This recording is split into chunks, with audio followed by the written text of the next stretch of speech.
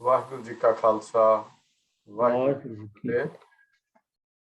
परम सम्मानयोग गुरु प्यारे गुरु सवारे गुरमुख जनों,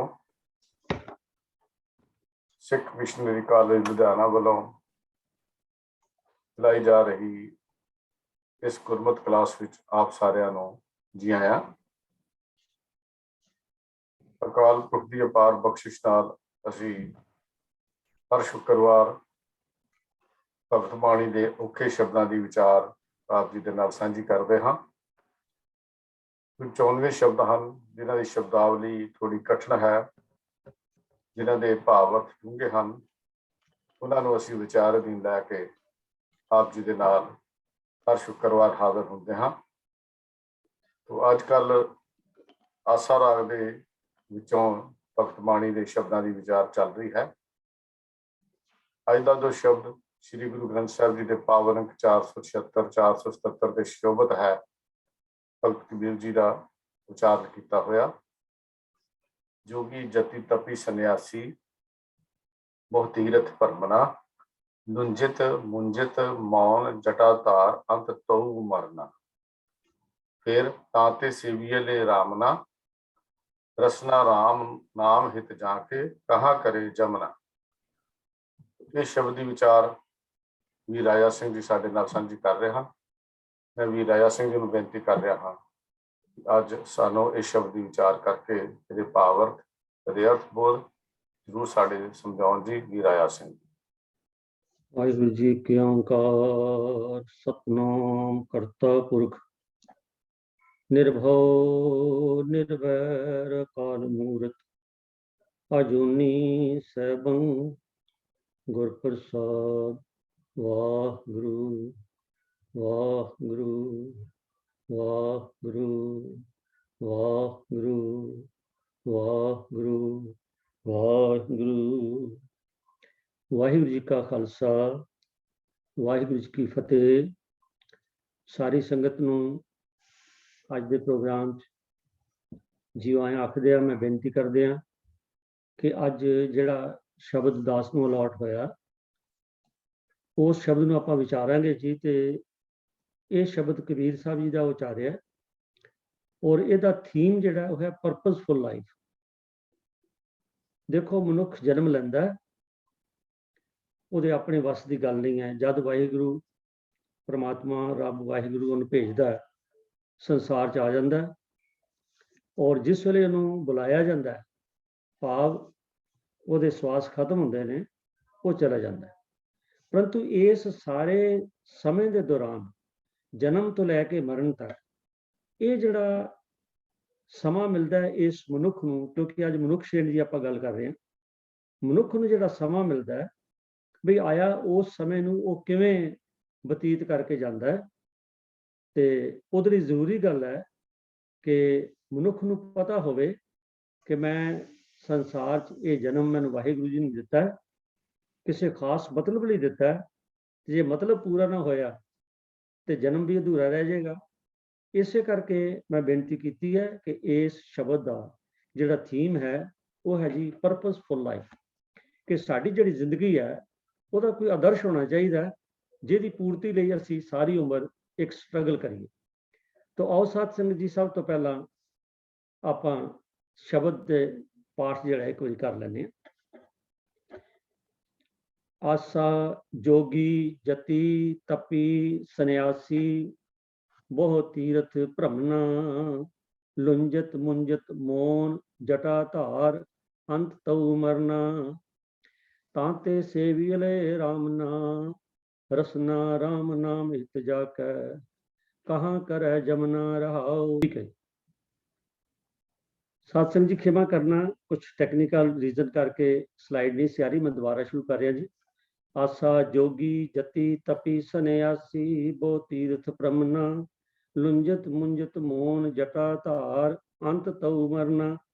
ताते सेवियले रामना, रसना राम नाम हित जाकै कहाँ करे जमना रहाओ। आगम निर्गम जोतक जानै बहु बहु व्याकरना, तंत मंत्र सब औखद जानै अंत तऊ मरना।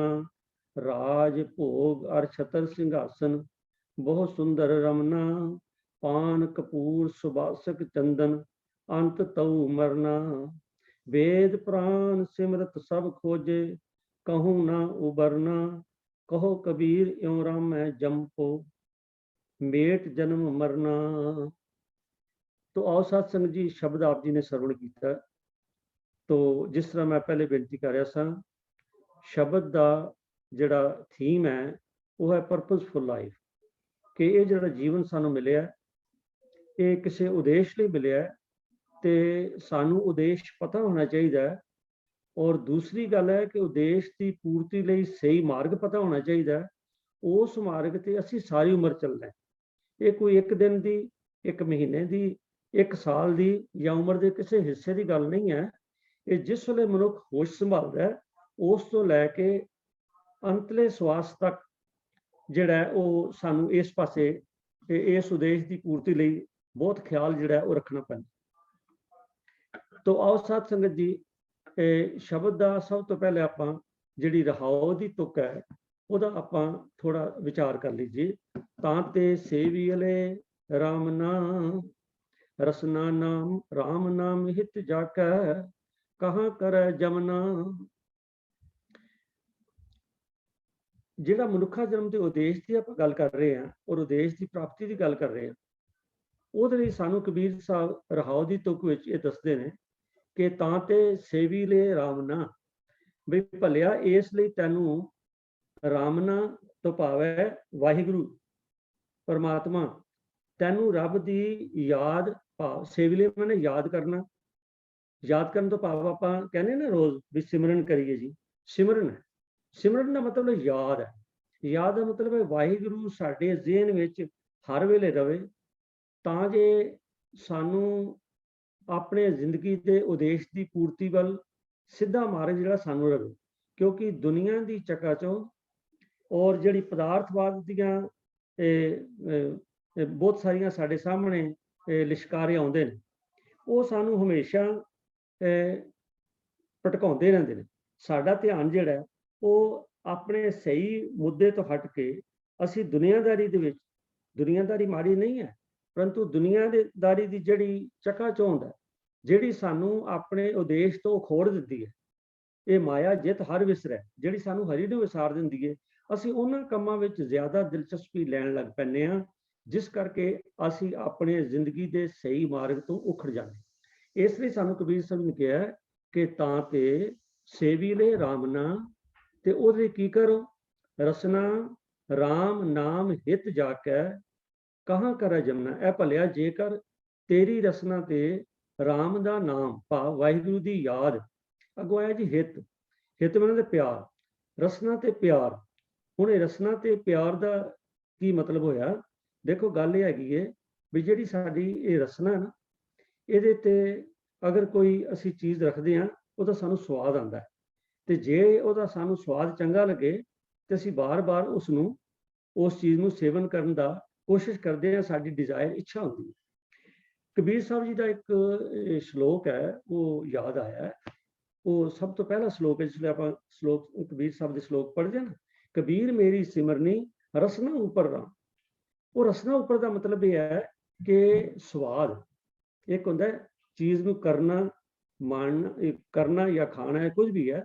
पर जिहड़ा कबीर साहब ने कहा कबीर मेरी सिमरनी रसना उपर राम, उन्होंने रसना क्यों कही है? रसना इस करके कि रसना का मतलब कोई फिजिकल जीभ जिहड़ी होनी, जो मेरी टंग है फिजिकल जीभ नहीं है। इत्थे रसना तो भाव है स्वाद, कि सानू कबीर मेरी सिमरनी रसना उपर राम, कि मैनू तो वाहिगुरू की याद का स्वाद मिल गया। मैं बेनती की है ना, किसी चीज़ का स्वाद आ जाए ना जी, तो फिर असी उन्होंने भावें मतलब भी मिले या ना मिले, पर असी उन्होंने हर वेले उहदा जिहड़ा स्वाद है ना वो सानू साडे मन विच घुमदा रहिंदा। और एक बारी कोई स्वादी चीज़ खा लईए, उहदा जिहड़ा मन विच एक लहर जी जांदी, जिहड़ी झरनाहट जी जांदी है, खुशी की, आनंद की, स्वाद की झरनाहट जाती है ना, वो स्वाद की झरनाहट ही सानू बड़ा ना चढ़ती कला च रखती, विकास च रखती।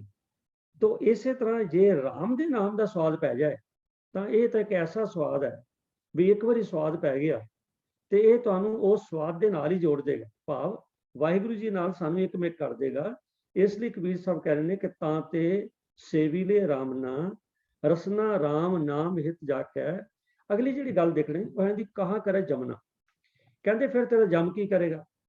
ਜਮ ਦਾ ਮਤਲਬ ਹੈ ਫੀਅਰ ਆਫ ਡੈਥ, ਕਿ ਸਾਨੂੰ ਮੌਤ ਦਾ ਖੌਫ ਭਾਵਿਆ ਕਿ ਸਾਨੂੰ ਵਾਹਿਗੁਰੂ ਦੇ ਨਾਮ ਦਾ ਏਡਾ ਸਵਾਦ ਆ ਜੇ। ਹੁਣ ਇੱਥੇ ਅਗਲੀ ਗੱਲ ਜਿਹੜੀ ਹੈ ਉਹ ਲੰਬੀ ਹੋ ਜਾਂਦੀ ਹੈ ਕਿ ਵਾਹਿਗੁਰੂ ਦਾ ਨਾਮ ਕੀ ਹੈ? ਵਾਹਿਗੁਰੂ ਦਾ ਨਾਮ ਇੱਕ ਆਦਰਸ਼ਕ ਜੀਵਨ ਹੈ, ਇੱਕ ਵਧੀਆ ਜੀਵਨ ਹੈ। ਮੈਂ ਬੇਨਤੀ ਕਰਦਾ ਨਾ, ਸਾਡਾ ਜਿਹੜਾ ਮਾਰਗ ਹੈ, ਜਿਹੜਾ ਸਾਡਾ ਟਾਰਗੇਟ ਹੈ towards perfection of hour life, ਜ਼ਿੰਦਗੀ ਨੂੰ ਸਹੀ ਬਣਾਉਣਾ। ਸੋ ਸਹੀ ਜ਼ਿੰਦਗੀ ਨੂੰ ਮਾਣਨਾ ਜਿਹੜਾ ਆਨੰਦ ਹੈ ਉਹ ਰੱਬ ਦਾ ਸਿਮਰਨ। ਅਗਰ ਅਸੀਂ ਜਿਸ ਤਰ੍ਹਾਂ ਜੋ ਸਾਨੂੰ ਕਾਇਦਾ ਕਾਨੂੰਨ ਦੱਸਿਆ ਗੁਰਬਾਣੀ ਨੇ ਉਹਦੇ ਮੁਤਾਬਕ ਜੀਵਨ ਬਤੀਤ ਕਰਦੇ ਆ, ਉਹ ਸਾਡਾ ਸਿਮਰਨ। ਗਿਆਨੀ ਅੰਮ੍ਰਿਤਪਾਲ ਸਿੰਘ ਜੀ ਤੇ ਇੱਕ ਜਿਹੜੀ ਚੀਜ਼ ਹੈ ਉਹਨੂੰ ਲੈ ਕੇ ਬੜਾ ਦੱਸਦੇ ਹੁੰਦੇ ਨਾ, ਵੀ ਜੇ ਆਪਾਂ ਝੂਠ ਹੀ ਬੋਲ ਲਿਆ ਫਿਰ ਸਿਮਰਨ ਕਰ ਗੱਲ ਠੀਕ ਹੈ ਉਹਨਾਂ ਦੀ, ਮੈਂ ਹੁਣ ਉਧਰ ਨਹੀਂ ਜਾਂਦਾ। ਇੱਥੇ ਆ ਕੇ ਕਹਾਂ ਕਰੇ ਜਮਨਾ, ਜੇਕਰ ਤੈਨੂੰ ਤੇ ਰੱਬ ਦੇ ਨਾਮ ਦਾ ਸਵਾਦ ਪੈ ਗਿਆ, ਭਾਵ ਤੂੰ ਉਸ ਸਹੀ ਰਸਤੇ ਤੇ ਚੱਲ ਗਿਆ, ਫਿਰ ਤੈਨੂੰ ਮੌਤ ਦਾ ਕੋਈ ਡਰ ਨਹੀਂ। ਕਿਉਂ? ਉਹਦਾ ਕਾਰਨ ਇਹ ਹੈ ਕਿ ਮੌਤ ਵਾਲੀ ਕੋਈ ਗੱਲ ਨਹੀਂ ਹੈਗੀ, ਕਿਉਂਕਿ ਉਸ ਬੰਦੇ ਨੂੰ ਹੁੰਦਾ ਵੀ ਮੌਤ ਤਾਂ ਵਾਹਿਗੁਰੂ ਦੇ ਹੱਥ ਹੈ। ਜਿਸ ਵੇਲੇ ਆਈ ਉਹਨੂੰ ਕੋਈ ਰੋਕ ਵੀ ਨਹੀਂ ਸਕਦਾ, ਨਾ ਮੈਂ ਰੋਕ ਸਕਦਾ। ਇੱਥੇ ਤੇ ਵੱਡੇ ਵੱਡੇ ਧਨਵੰਤਰੀ ਵੈਦ ਵਰਗੇ ਜਿਹੜੇ ਨੇ, ਉਹ ਜਿਹੜੇ ਲੋਕਾਂ ਨੂੰ ਕਹਿੰਦੇ ਸੀ ਮੌਤ ਦੇ ਮੂੰਹ ਚੋਂ ਕੱਢਦੇ ਆ, ਉਹ ਆਪ ਤੁਰ ਪਏ। ਤਾਂ ਇਸ ਕਰਕੇ ਜਿਹੜਾ ਮਨੁੱਖ ਸਹੀ ਮਾਰਗ ਤੇ ਚੱਲਦਾ, ਉਹ ਜ਼ਿੰਦਗੀ ਦੇ ਆਪਣਾ ਜਿਹੜਾ ਉਦੇਸ਼ ਹੈ ਉਹਦੀ ਪੂਰਤੀ ਤੇ ਹੀ ਤੁਰਦਾ ਰਹਿੰਦਾ ਹੈ। ਉਹਨੂੰ ਮੌਤ ਦਾ ਕੋਈ ਡਰ ਭਾਵੇਂ ਖੌਫ ਨਹੀਂ ਹੁੰਦਾ ਵੀ ਹਾਏ ਮੈਂ ਮਰ ਜਾਣਾ। ਮਰਨਾ ਤੇ ਮਰਨਾ, ਜਿੰਨਾ ਚਿਰ ਜਿਉਣਾ ਉਹਨਾਂ ਚਿਰ ਤੇ ਆਪਣਾ ਉਦੇਸ਼ ਪੂਰਤੀ ਕਰੀਏ। ਤੋ ਇਹ ਜਿਹੜਾ ਰਹਾਉ ਦੀ ਤੁਕ ਹੈ, ਮੈਂ ਦੁਬਾਰਾ ਪੜ੍ਹ ਰਿਹਾ, ਤਾਂ ਤੇ ਸੇਵੀ ਲੈ ਰਾਮ ਨਾ ਰਸਨਾ ਰਾਮ ਨਾਮ ਹਿਤ ਜਾਕੈ ਕਹਾਂ ਕਰੇ ਜਮਨਾ। ਤੋ ਇਸ ਲਈ ਭਾਈ ਕਬੀਰ ਸਾਹਿਬ ਜੀ ਕਹਿੰਦੇ ਨੇ, ਆਓ ਭਾਈ ਆਓ, ਰੱਬ ਦੀ ਯਾਦ ਭਾਵ ਸਿਮਰਨ ਨਾਲ ਜੁੜੀਏ, ਤੇ ਐਵੇਂ ਬਹੁਤਾ ਡਰਨ ਦੀ ਲੋੜ ਨਹੀਂ ਹੈ। ਤੋ ਆਓ ਸਾਧ ਸੰਗਤ ਜੀ, ਆਪਾਂ ਅਗਲਾ ਜਿਹੜਾ ਬੰਦ ਹੈ, ਜਿਹੜਾ ਪਹਿਲਾ ਬੰਦ ਹੈ, ਰਹਾਉ ਤੋਂ ਪਹਿਲਾ ਬੰਦ ਹੈ, ਇਹਨੂੰ ਕਰਨ ਤੋਂ ਪਹਿਲਾਂ ਮੈਂ ਇੱਕ ਬੇਨਤੀ ਕਰਨੀ ਚਾਹੁੰਦਾ ਕਿ ਇਸ ਸ਼ਬਦ ਦੇ ਨਾ 4 ਬੰਦ ਨੇ। ਰਹਾਉ ਦੀ ਤੁਕ ਤੋਂ ਇਲਾਵਾ 4 ਬੰਦ ਨੇ, ਤੇ 4 ਬੰਦਾਂ ਦੇ ਅੰਤ ਤੇ ਆਉਂਦਾ ਅੰਤ ਤਉ ਮਰਨਾ। ਅੰਤ ਤਉ ਮਰਨਾ 4 ਵਾਰੀ ਆਇਆ, ਅੰਤ ਤਉ ਮਰਨਾ। ਤੇ ਇਹ ਅੰਤ ਤਉ ਮਰਨਾ ਕੀ ਹੈ? ਮੈਂ ਬੇਨਤੀ ਕਰਦਾ, ਇੱਥੇ ਅੰਤ ਤਉ ਮਰਨੇ ਤੋਂ ਭਾਵ ਹੈ ਫਿਜ਼ੀਕਲ ਡੈਥ ਨਹੀਂ, ਕਿਉਂਕਿ ਫਿਜ਼ੀਕਲ ਡੈਥ ਹੁਣੇ ਬੇਨਤੀ ਕਰਕੇ ਹਟਿਆ ਕਿ ਜਿਹੜਾ ਜਨਮਿਆ ਉਹਨੇ ਮਰਨਾ ਹੈ। ਮਹਾਰਾਜ ਦੀ ਬਾਣੀ ਚ ਆਖਦਾ ਹੈ ਕਿ ਜਨਮੰ ਤਾਂ ਮਰਨੰ ਹਰਖੰ ਤਾਂ ਸੋਗੰ ਨਾਨਾ ਸਮੂਚੰ ਊਚ ਰਾਜ ਨਾ ਊਚੰ ਤਾਂ ਨੀਚੰ ਨਾਨਾ ਸਮੂਚੰ। ਸੋ ਇਸ ਕਰਕੇ ਜਿਹੜਾ ਜੰਮਿਆ ਉਹਨੇ ਮਰਨਾ ਤੇ ਹੈਗਾ ਹੀ ਹੈ, ਜੋ ਆਇਆ ਸੋ ਚਲਸੀ ਸਭ ਕੋਈ ਆਈ ਵਾਰੀ। ਤੇ ਇਹ ਜਿਹੜਾ ਇੱਥੇ ਲਿਖਿਆ ਅੰਤ ਤਉ ਮਰਨਾ ਹੈ, ਔਰ ਲਿਖਿਆ ਵੀ 4 ਵਾਰੀ ਹੈ, ਹਰ ਬੰਦ ਦੇ ਅਖੀਰ ਤੇ ਲਿਖਿਆ ਅੰਤ ਤਉ ਮਰਨਾ। ਇਹਦੇ ਬਾਰੇ ਥੋੜੀ ਜਿਹੀ ਸਾਧ ਸੰਗਤ ਆਪ ਨਾਲ ਵਿਚਾਰ ਸਾਂਝੀ ਕਰਨੀ ਹੈ ਕਿ ਅੰਤ ਤਉ ਮਰਨਾ ਕੀ ਹੈ। ਤਾਂ ਹੁਣ ਅਸੀਂ ਦੇਖਣਾ ਕਿ ਮਰਨਾ ਹੈ ਕੀ। ਮੈਂ ਪਹਿਲੇ ਬੇਨਤੀ ਕੀਤੀ ਹੈ ਕਿ ਇਹ ਜਿਹੜੇ 3 ਅੱਖਰ ਨੇ ਅੰਤ ਤਉ ਮਰਨਾ, ਜਿਹੜੇ 4 ਵਾਰੀ ਆਉਂਦੇ ਨੇ, ਇਹਨਾਂ ਦਾ ਮਤਲਬ ਫਿਜ਼ੀਕਲ ਡੈਥ ਨਹੀਂ ਹੈ। ਕਿਹੜੀ ਡੈਥ ਹੈ? ਅੰਤ ਤਉ ਮਰਨ। ਆਪਾਂ ਪਹਿਲੇ ਮਰਨ ਦੀ ਗੱਲ ਕਰਦੇ ਹਾਂ, ਮਰਨਾ ਹੁੰਦਾ ਕੀ। ਦੇਖੋ, ਇੱਕ ਪ੍ਰਾਣੀ ਬੜਾ ਸੋਹਣਾ ਸਡੋਲ, ਬੜਾ ਮਤਲਬ ਅੱਛਾ ਜੁੱਸਾ, ਪਰ ਦੇਖੋ ਮਰਨਾ ਤੇ ਸਭ ਨੇ। ਅਗਰ ਉਹ ਅਚਾਨਕ ਜਿਸ ਵੇਲੇ ਚੜ੍ਹਾਈ ਕਰ ਜਾਏ ਤਾਂ ਉਸ ਤੋਂ ਬਾਅਦ ਹੁੰਦਾ ਕੀ ਹੈ? ਸਰੀਰ ਤਾਂ ਉਹੀ ਹੈ ਜਿਹੜਾ ਪਹਿਲੇ ਸੀਗਾ, ਅੱਖਾਂ ਉਹੀ ਨੇ ਜਿਹੜੀਆਂ ਪਹਿਲੇ ਸਨ, ਨੱਕ ਵੀ ਹੈ, ਹੱਥ ਵੀ ਹਨ, ਪੈਰ ਵੀ ਹੈ, ਸਭ ਕੁਝ ਹੈ। ਪਰ ਫਰਕ ਇਹ ਪੈ ਗਿਆ ਕਿ ਹੱਥ ਹਨ ਪਰ ਚੱਲਦੇ ਨਹੀਂ, ਪੈਰ ਹਨ ਪਰ ਤੁਰਦੇ ਨਹੀਂ, ਅੱਖਾਂ ਹਨ ਪਰ ਦੇਖਦੀਆਂ ਨਹੀਂ, ਨੱਕ ਹੈ ਪਰ ਸੁੰਘ ਨਹੀਂ ਸਕਦਾ, ਜੇਬ ਹੈ ਪਰ ਬੋਲ ਨਹੀਂ ਸਕਦਾ। ਅਸੀਂ ਫਿਰ ਪਤਾ ਨਹੀਂ ਕੀ ਕਹਿੰਦੇ ਆ, ਮਰ ਗਿਆ। ਅਸੀਂ ਇੱਕੋ ਲਫ਼ਜ਼ ਵਰਤਦੇ ਜੀ, ਬੰਦਾ ਮਰ ਗਿਆ। ਸੋ ਮਰਨ ਦਾ ਮਤਲਬ ਕੀ ਹੈ ਕਿ ਬੰਦਾ ਤੇ ਉਹਦੀ ਦੇਹ ਤਾਂ ਉੱਥੇ ਹੀ ਹੈ, ਅਜੇ ਦੇਹ ਤਾਂ ਡਿਸਪੋਜ਼ ਨਹੀਂ ਕੀਤੀ, ਉੱਥੇ ਹੀ ਹੈ, ਪਰ ਕਰ ਕੁਛ ਨਹੀਂ ਸਕਦੇ। ਉਹੋ ਹੀ ਦੇਹ ਜਿਹੜੀ ਹੈ ਨਾ, ਉਹ ਕੁਝ ਚਿਰ ਪਹਿਲਾਂ ਬੜਾ ਸੋਹਣਾ ਬੋਲਦੀ ਸੀ, ਤੁਰਦੀ ਸੀ, ਗੱਲ ਕਰਦੀ ਸੀ, ਪਰ ਹੁਣ ਜਿਸ ਵੇਲੇ ਲੰਮਾ ਪੈ ਗਿਆ, ਖਤਮ ਹੋ ਗਿਆ, ਅਸੀਂ ਕੀ ਲਫ਼ਜ਼ ਵਰਤਦੇ ਹਾਂ ਜੀ, ਮਰ ਗਿਆ, ਇਹ ਮੁਰਦਾ ਹੋ ਗਿਆ। ਸੋ ਮਰਨ ਦਾ ਮਤਲਬ ਇਹ ਹੈ ਕਿ ਜਿਹੜੇ, ਅਗਰ ਉਹਦੀ ਅੱਖ ਦੀ ਗੱਲ ਲੈ ਲਈਏ, ਅੱਖ ਹੁਣ ਦੇਖ ਨਹੀਂ ਸਕਦੀ, ਇਹਦਾ ਮਤਲਬ ਹੈ ਵੀ ਉਹ ਅੱਖ ਦਾ ਜਿਹੜਾ ਪਰਪਸ ਸੀਗਾ ਨਾ, ਜਿਹੜਾ ਲਾਈਫ ਦਾ ਪਰਪਸ ਸੀ ਅੱਖ ਨੇ ਦੇਣਾ ਵੀ ਦੇਖਣਾ, ਉਹ ਖਤਮ ਹੋ ਗਿਆ। ਹੁਣ ਉਹਦਾ ਪਰਪਸ ਖਤਮ ਹੈ, ਯੂਜ਼ਲੈਸ ਹੋ ਗਈ। ਇਸ ਤਰ੍ਹਾਂ ਜਿਹੜੀ ਜ਼ਬਾਨ ਪਹਿਲੇ ਬੋਲਦੀ ਸੀ, ਹੁਣ ਨਹੀਂ ਬੋਲਦੀ। ਇਹਦੇ ਨਾਲ ਜ਼ਬਾਨ ਦਾ ਜਿਹੜਾ ਪਰਪਸ ਬੋਲਣ ਦਾ ਸੀਗਾ ਉਹ ਖਤਮ ਹੋ ਗਿਆ। ਜਿਸ ਵੇਲੇ ਪਰਪਸ ਖਤਮ ਹੋ ਜਾਏ ਤਾਂ ਉਹਨੂੰ ਆਪਾਂ ਕਹਿੰਦੇ ਮਰ ਗਿਆ। ਇਸੇ ਤਰ੍ਹਾਂ ਬਾਕੀ ਅੰਗਾਂ ਦੀ ਗੱਲ ਕਰ ਲਓ, ਮਰ ਗਿਆ। ਸੋ ਮਰਨ ਦਾ ਮਤਲਬ ਇਹ ਹੈ ਸਾਧ ਸੰਗਤ ਜੀ, ਜਿਸ ਵੇਲੇ ਕੋਈ ਚੀਜ਼ ਉਹਦਾ ਰਿਜ਼ਲਟ ਜ਼ੀਰੋ ਹੋ ਜਾਏ, ਭਾਵ ਉਹ ਕੱਖ ਨਾ ਰਹੇ, ਉਹ ਕਰਨ ਦੇ ਯੋਗ ਨਾ ਰਵੇ, ਅਸੀਂ ਕਹਿੰਦੇ ਮਰ ਗਿਆ। ਸੋ ਮਰਨ ਦਾ ਮਤਲਬ ਮੈਂ ਕਹਿ ਰਿਹਾ, ਫਿਜ਼ੀਕਲ ਮੌਤ ਨਹੀਂ ਹੈ। ਮਰਨ ਤੋਂ ਭਾਵ ਫਿਜ਼ੀਕਲ ਮੌਤ ਨਹੀਂ ਹੈ। ਮਰਨ ਦਾ ਮਤਲਬ ਇੱਥੇ ਲੈਣਾ ਹੈ ਕਿ ਜਿਸ ਵੇਲੇ ਕਿਸੇ ਕੰਮ ਦਾ ਨਾ ਦੇਖੋ, ਆਪਾਂ ਦੁਨੀਆਦਾਰੀ ਦੇ ਤੌਰ ਤੇ ਉਦਾਹਰਨ ਲੈਂਦੇ ਹਾਂ, ਬਈ ਮਾਤਾ ਪਿਤਾ ਆਪਣੇ ਬੱਚੇ ਨੂੰ ਬੜੇ ਲਾਡਾਂ ਪਿਆਰਾਂ ਨਾਲ ਪਾਲਦੇ ਨੇ, ਔਰ ਜੋ ਆਪਣੇ ਵਿੱਤ ਮੁਤਾਬਕ ਉਹਦੇ ਤੇ ਪੂਰਾ ਜ਼ੋਰ ਲਾਉਂਦੇ ਨੇ ਬਈ ਇੱਕ ਵਧੀਆ ਨਾਗਰਿਕ ਬਣੇ। ਪਰੰਤੂ ਕਈ ਵਾਰੀ ਐਸਾ ਵੀ ਹੁੰਦਾ ਹੈ ਕਿ ਵਿਰਲੇ ਕਈ ਐਸੇ ਵੀ ਬੱਚੇ ਨਿਕਲਦੇ ਨੇ ਜਿਹੜੇ ਗੁਸਤਾਖ ਹੋ ਜਾਂਦੇ ਨੇ। ਮਾਤਾ ਪਿਤਾ ਦੀ ਜਿਹੜਾ ਉਹਦੇ ਮਿਹਨਤ ਕੀਤੀ ਉਹਨਾਂ ਨੇ, ਉਹਨੂੰ ਭੁਲਾ ਕੇ ਉਹ ਗਲਤ ਸੰਗਤ ਵਿੱਚ ਪੈ ਜਾਂਦੇ, ਉਹ ਘਰ ਦਾ ਉਜਾੜਾ ਸ਼ੁਰੂ ਕਰ ਦਿੰਦੇ ਨੇ। ਤੇ ਕਈ ਵਾਰੀ ਤੇ ਐਸਾ ਵੀ ਦੇਖਣ ਨੂੰ ਆਇਆ, ਫਿਰ ਮਾਤਾ ਪਿਤਾ ਨੂੰ ਉਹਨੂੰ ਆਪਣੇ ਬਿਲਕੁਲ ਬੇਦਖਲ ਕਰ ਦਿੰਦੇ ਨੇ। ਇਹ ਲਓ ਜੀ, ਇਹ ਤੈਨੂੰ ਸਾਡਾ ਇਹਨਾਂ ਲੈਣ ਦੇਣੀ ਕੋਈ ਨਹੀਂ, ਬੇਦਖਲ ਕਰਤਾ, ਸਾਡੀ ਪ੍ਰਾਪਰਟੀ ਨਾਲ ਇਹਦਾ ਕੋਈ ਤਲਕ ਨਹੀਂ। ਤੇ ਬਹੁਤ ਦੁਖੀ ਹੋ ਕੇ ਕਈ ਵਾਰੀ ਮਾਪੇ ਵੀ ਕਹਿੰਦੇ ਸਾਡੇ ਭਾਣੇ ਤਾਂ ਮਰ ਗਏ। ਇਹਦਾ ਮਤਲਬ ਬੰਦਾ ਤੇ ਜਿਉਂਦਾ ਹੈ, ਫਿਜ਼ੀਕਲ ਮੌਤ ਨਹੀਂ ਹੈ। ਮਰਨ ਦਾ ਮਤਲਬ ਇਹ ਹੈ ਕਿ ਹੁਣ ਇਹ ਨਿਕੰਮਾ ਹੋ ਗਿਆ। ਤੋ ਇਸ ਕਰਕੇ ਜਿਹੜਾ ਇੱਥੇ ਅੰਤ ਤੋਂ ਮਰਨਾ ਹੈ ਨਾ, ਉਹਨਾਂ ਦਾ ਮਤਲਬ ਇਹੀ ਲਾਇਆ, ਮਤਲਬ ਇਹ ਹੈ ਕਿ ਜਿਸ ਵੇਲੇ ਬੰਦਾ ਆਪਣੀ ਜ਼ਿੰਦਗੀ ਦਾ ਪਰਪਸ ਪੂਰਾ ਨਾ ਕਰ ਸਕੇ, ਮੈਂ ਇਸ ਲਈ ਦਾ ਥੀਮ ਆਖਿਆ ਸੀ ਪਰਪਸਫੁਲ ਲਾਈਫ। ਜਿਸ ਵੇਲੇ ਪਰਪਸ ਪੂਰਾ ਨਾ ਹੋਵੇ, ਅਸੀਂ ਜੋ ਮਰਜ਼ੀ ਡਿੰਗਾ ਮਾਰੀ ਜਾਈਏ। ਹੁਣ ਇੱਕ ਮਨੁੱਖ ਹੈ, ਉਹਨੇ ਇਸ ਦਰਿਆ ਦੇ ਇੱਕ ਕਿਨਾਰੇ ਤੋਂ ਦੂਜੇ ਕਿਨਾਰੇ ਜਾਣ ਲਈ ਔਰ ਕਿਸ਼ਤੀ 'ਚ ਬਹਿ ਗਿਆ, ਔਰ ਬੜੇ ਵਾਰੀ ਮਤਲਬ ਅਭੀ ਵਿਚਾਰਵਾਨਾਂ ਨੇ ਇਹ ਵਿਚਾਰ ਅੱਗੇ ਦਿੱਤਾ, ਗੱਲ ਸੁਣਾਈ ਹੈ ਤੇ ਮੈਂ ਵੀ ਸੁਣੀ, ਤੁਹਾਨੂੰ ਸੁਣਾ ਰਿਹਾ। ਉਹ ਕਹਿੰਦੇ ਜੀ ਵੀ ਬੇੜੀ 'ਚ ਬਹਿ ਗਿਆ ਤੇ ਜਿਉਂ ਚੱਪੂ ਮਾਰੀ ਗਿਆ, ਘੰਟਾ ਲੰਘ ਗਿਆ, 2 ਘੰਟੇ ਲੰਘ ਗਏ, ਕਹਿੰਦਾ ਵੀ ਇਹ ਕੰਢਾ ਹੀ ਨਹੀਂ ਆਉਂਦਾ ਪਿਆ, ਤੇ ਤੂੰ ਉੱਥੇ ਖੜੀ ਬੇੜੀ। ਉਹ ਦੇਖਿਆ ਹੋਇਆ ਕੀ ਸੀਗਾ ਕਿ ਉਹਨੂੰ ਕਹਿੰਦੇ ਨੇ ਲੰਗਰ। ਲੰਗਰ ਦਾ ਮਤਲਬ ਹੈ ਜਿਸ ਰੱਸੇ ਦੇ ਨਾਲ ਬੇੜੀ ਨੂੰ ਬੰਨ੍ਹਿਆ ਹੁੰਦਾ ਨਾ, ਬਈ ਆਪਣੇ ਆਪ ਨਾਲ ਰੁੜ ਜਾਏ, ਬੇੜੀ ਨੂੰ ਬੰਨ੍ਹ ਕੇ ਨਾ ਇੱਕ ਰੱਸੇ ਨਾਲ ਤੇ ਬਾਹਰ ਕਿਸੇ ਚੀਜ਼ ਨਾਲ ਬੱਧਾ ਹੁੰਦਾ, ਫਿਰ ਬੇੜੀ ਖੁੱਲਦੀ ਨਹੀਂ। ਤੇ ਉਹ ਜਿਹਨੂੰ ਉਹਨੂੰ ਕਹਿੰਦੇ ਲੰਗਰ, ਉਹਨੇ ਦੇਖਿਆ ਵੀ ਲੰਗਰ ਤੇ ਬੱਧਾ, ਉਹ ਖੋਲਿਆ ਹੀ ਨਹੀਂਗਾ। ਸੋ ਮਤਲਬ ਇਹ ਹੈ ਕਿ ਜਿਸ ਵੇਲੇ ਮਨੁੱਖ ਨੂੰ ਆਪਣੀ ਜ਼ਿੰਦਗੀ ਦਾ ਮਾਰਗ ਜਿਹੜਾ ਹੈਗਾ, ਉਹਦਾ ਪਰਪਸ ਨਹੀਂ ਪੂਰਾ ਹੋ ਰਿਹਾ, ਹੁਣ ਉਹਨੇ ਚੱਪੂ ਵੀ ਮਾਰਿਆ, ਬੇੜੀ ਵੀ ਹੈਗੀ ਹੈ, ਪਾਣੀ ਵੀ ਹੈਗਾ, ਸਭ ਕੁਝ ਹੈਗਾ, ਪਰੰਤੂ ਉਹਦਾ ਪਰਪਸ ਪੂਰਾ ਨਹੀਂ ਹੋ ਰਿਹਾ, ਇਸ ਲਈ ਉਹਦਾ ਸਫ਼ਰ ਜਿਹੜਾ ਉੱਥੇ ਜ਼ੀਰੋ ਤੇ ਹੀ ਖੜਾ ਹੈ। ਇਸੇ ਤਰ੍ਹਾਂ ਜੇਕਰ ਅਸੀਂ ਜ਼ਿੰਦਗੀ ਦਾ ਪਰਪਸ ਨਾ ਪੂਰਾ ਕਰੀਏ, ਤਾਂ ਫਿਰ ਸਾਡੀ ਜ਼ਿੰਦਗੀ ਪਰਪਸਫੁਲ ਲਾਈਫ ਨਾ ਹੋਈ, ਫਿਰ ਤੇ ਪਰਪਸਲੈਸ ਜਾਂ ਔਰ we can say useless life ਹੋਗੀ। ਤਾਂ ਆਪਾਂ ਪਰਪਸਫੁਲ ਲਾਈਫ ਜਿਹੜੀ ਹੈ ਉਹ ਕਰਨੀ। ਦੇਖੋ ਇਸ ਤਰ੍ਹਾਂ ਹੈਗਾ ਕਿ ਕੋਈ ਵੀ ਵਪਾਰਕ ਅਦਾਰਾ ਹੁੰਦਾ ਹੈ ਜਾਂ ਕੋਈ ਵੀ ਹੋਰ ਅਦਾਰਾ ਹੈ, ਉਹ ਕੀ ਕਰਦੇ ਨੇ ਕਿ ਸਾਲ ਬਾਅਦ ਜਾਂ ਕਿਸੇ ਖਾਸ ਜਦ ਵੀ ਲੋੜ ਪਵੇ, at some given time given day, ਉਹ ਆਪਣੀ ਬੈਲੈਂਸ ਸ਼ੀਟ ਬਣਾਉਂਦੇ ਨੇ।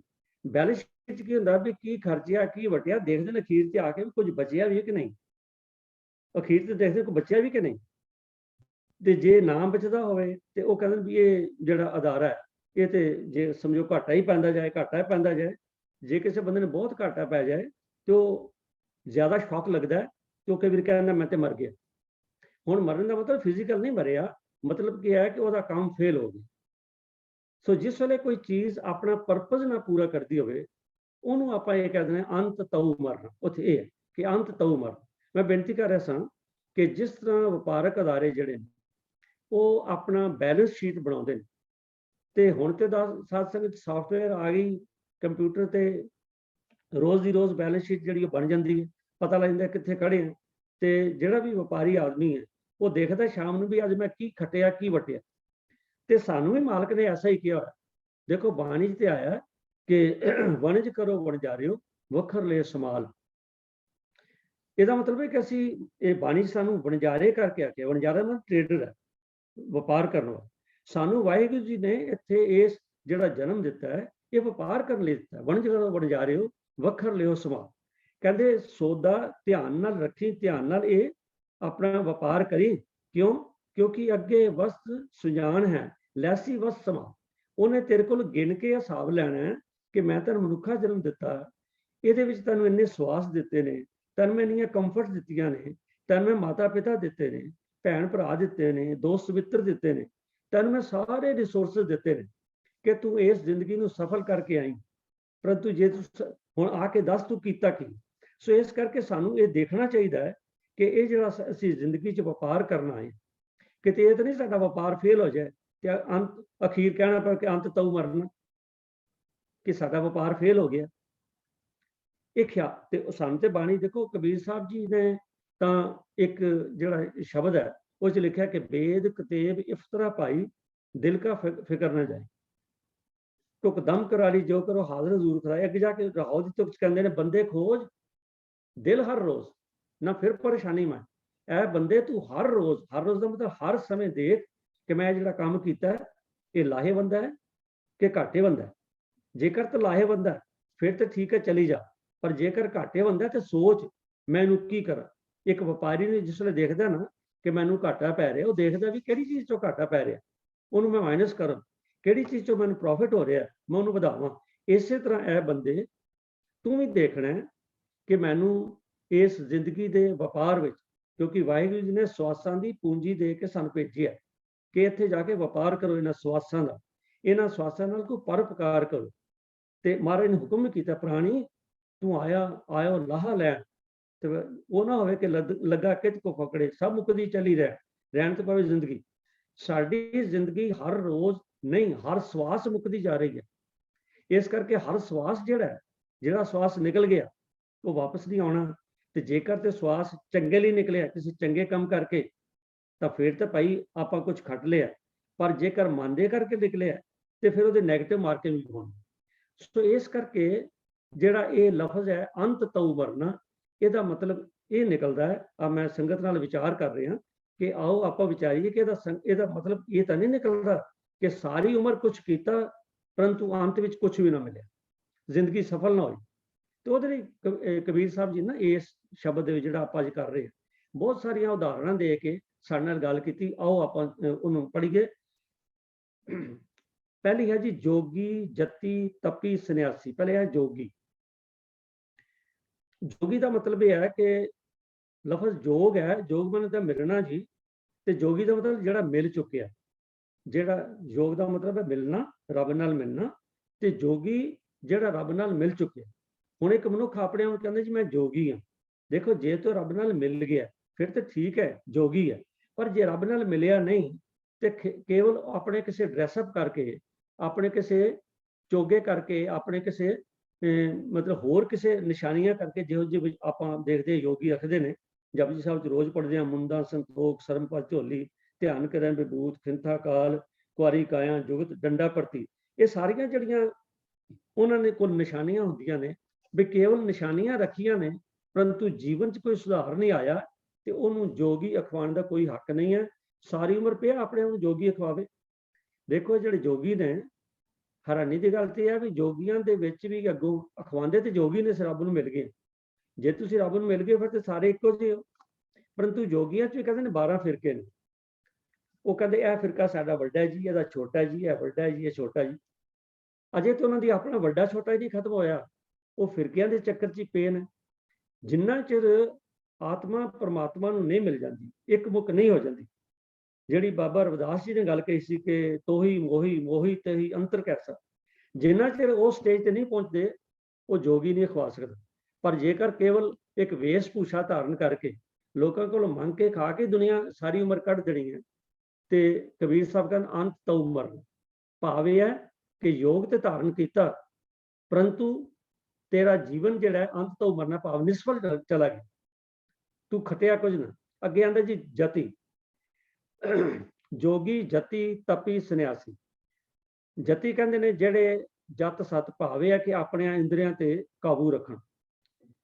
ਜੇ ਸਾਰੀ ਉਮਰ ਇਸੇ ਦੇਖੋ ਇੰਦਰੀਆਂ ਤੇ ਕਾਬੂ ਰੱਖਣਾ ਤੇ ਚੰਗੀ ਗੱਲ ਹੈ, ਪਰੰਤੂ ਗੱਲ ਇਹ ਹੈਗੀ ਹੈ ਕਿ ਦਿਖਾਵਾ ਤੇ ਕੀਤਾ ਜਾਏ ਕਿ ਮੈਂ ਇੰਦਰੀਆਂ ਤੇ ਕਾਬੂ ਰੱਖਿਆ। ਕਈ ਜਿਹੜੇ ਨੇ ਉਹ ਤੁਸੀਂ ਦੇਖਿਆ ਹੋਣਾ ਕਿ ਕੋਈ ਤੇ ਆਪਣੇ ਕੰਨ 'ਚ ਮੁੰਦਰਾਂ ਪਾਉਂਦਾ, ਉਹ ਕਹਿੰਦਾ ਇਹਦਾ ਕੋਈ ਪਰਪਸ ਹੈ।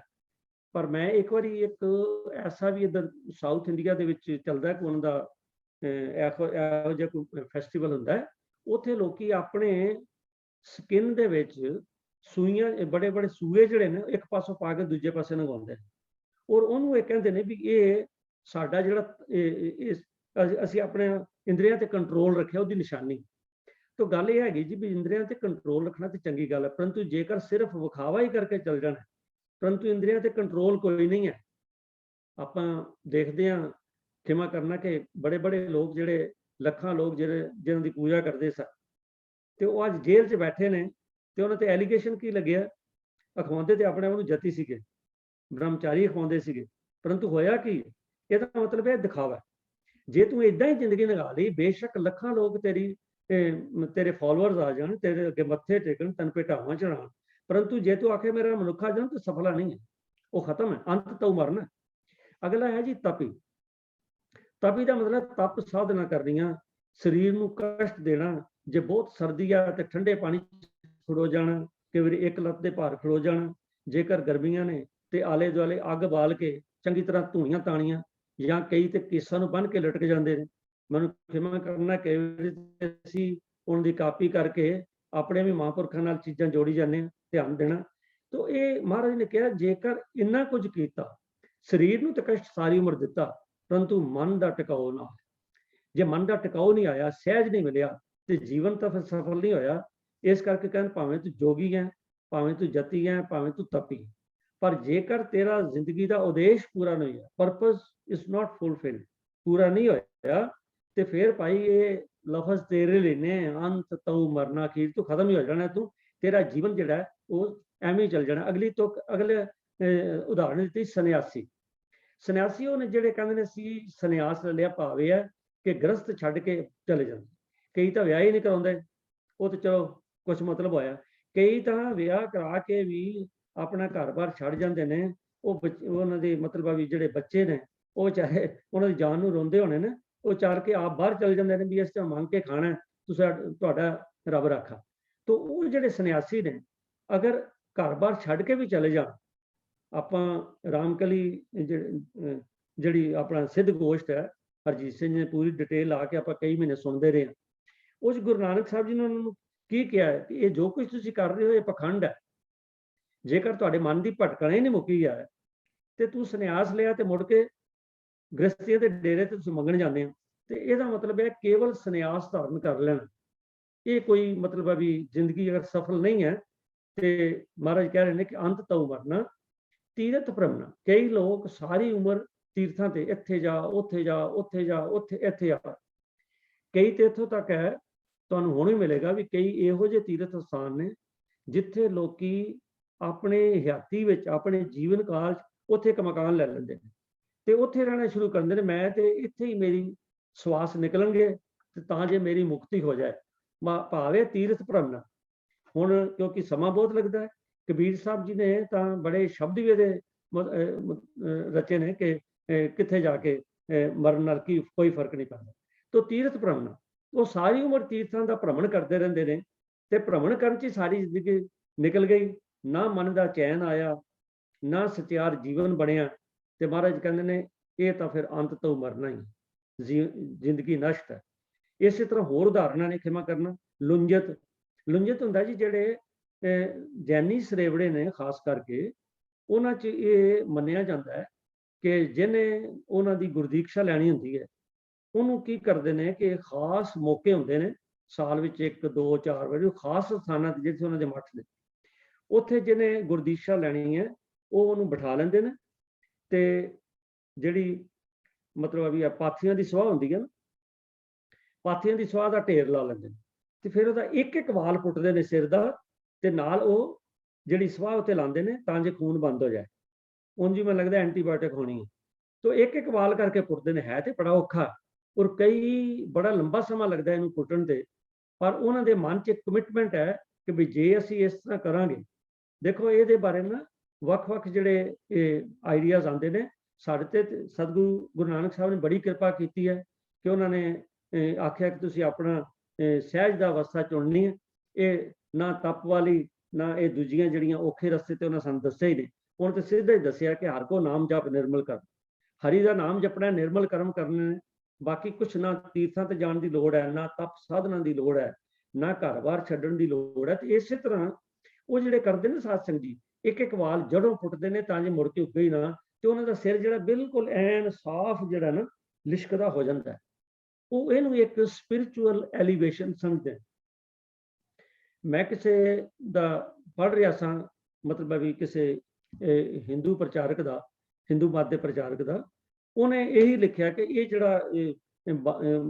ਜਿਹੜਾ ਬਿਲਕੁਲ ਲੁੰਜਤ ਬਾਲਟ ਹੋ ਜਾਂਦੇ ਨੇ, ਮਤਲਬ ਬਿਲਕੁਲ ਟਿੰਡ ਕੱਢ ਲੈਂਦੇ ਨੇ, ਵੀ ਇਹ ਜੀ ਇੱਕ ਸਪਿਰਿਚੁਅਲ ਮਤਲਬ ਵੀ ਉਹਨਾਂ ਦਾ ਪਾਥ ਹੈ।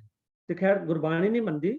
ਤੇ ਅਗਰ ਸਾਰੀ ਉਮਰ ਆਪਾਂ ਜਿਹੜੇ ਇਹਦੇ ਬਾਰੇ ਕਬੀਰ ਸਾਹਿਬ ਨੇ ਕਿਹਾ ਕਿ ਸਾਰੀ ਉਮਰ ਤੂੰ ਇਸੇ ਗੱਲ 'ਚ ਖੁਸ਼ ਰਿਹਾ ਕਿ ਮੈਂ ਆਪਣੇ ਸਿਰ ਤੇ ਵਾਲ ਹੀ ਨਹੀਂ ਆਉਣ ਦਿੱਤਾ, ਜਾਂ ਦੂਜੇ ਪਾਸੇ ਅਗਲੀ ਆ ਜਾਂਦੀ ਮੁੰਜਤ।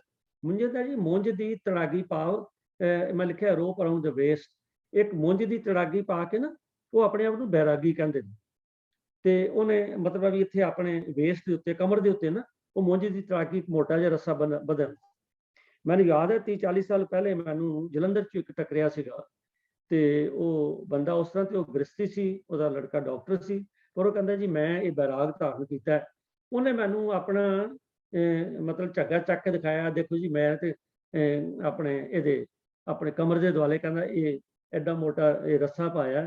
ਮੈਂ ਕਿਹਾ ਵੀ ਕਾਹਦੇ ਲਈ? ਕਹਿੰਦਾ ਇਸ ਕਰਕੇ ਪਾਇਆ ਕਿ ਮੇਰਾ ਮਨ ਕਾਬੂ ਰਵੇ। ਮੈਂ ਕਿਹਾ ਹੱਦ ਹੋ ਗਈ, ਇਹ ਮਨ ਜਿਹੜਾ ਹੈ ਉਹ ਤਾਂ ਦਿਸਦਾ ਹੀ ਨਹੀਂਗਾ, ਤੇ ਇਹ ਤੇ ਤੂੰ ਆਪਣੇ ਤਨ ਨੂੰ ਤੇ ਕਾਬੂ ਕੀਤਾ ਹੈ।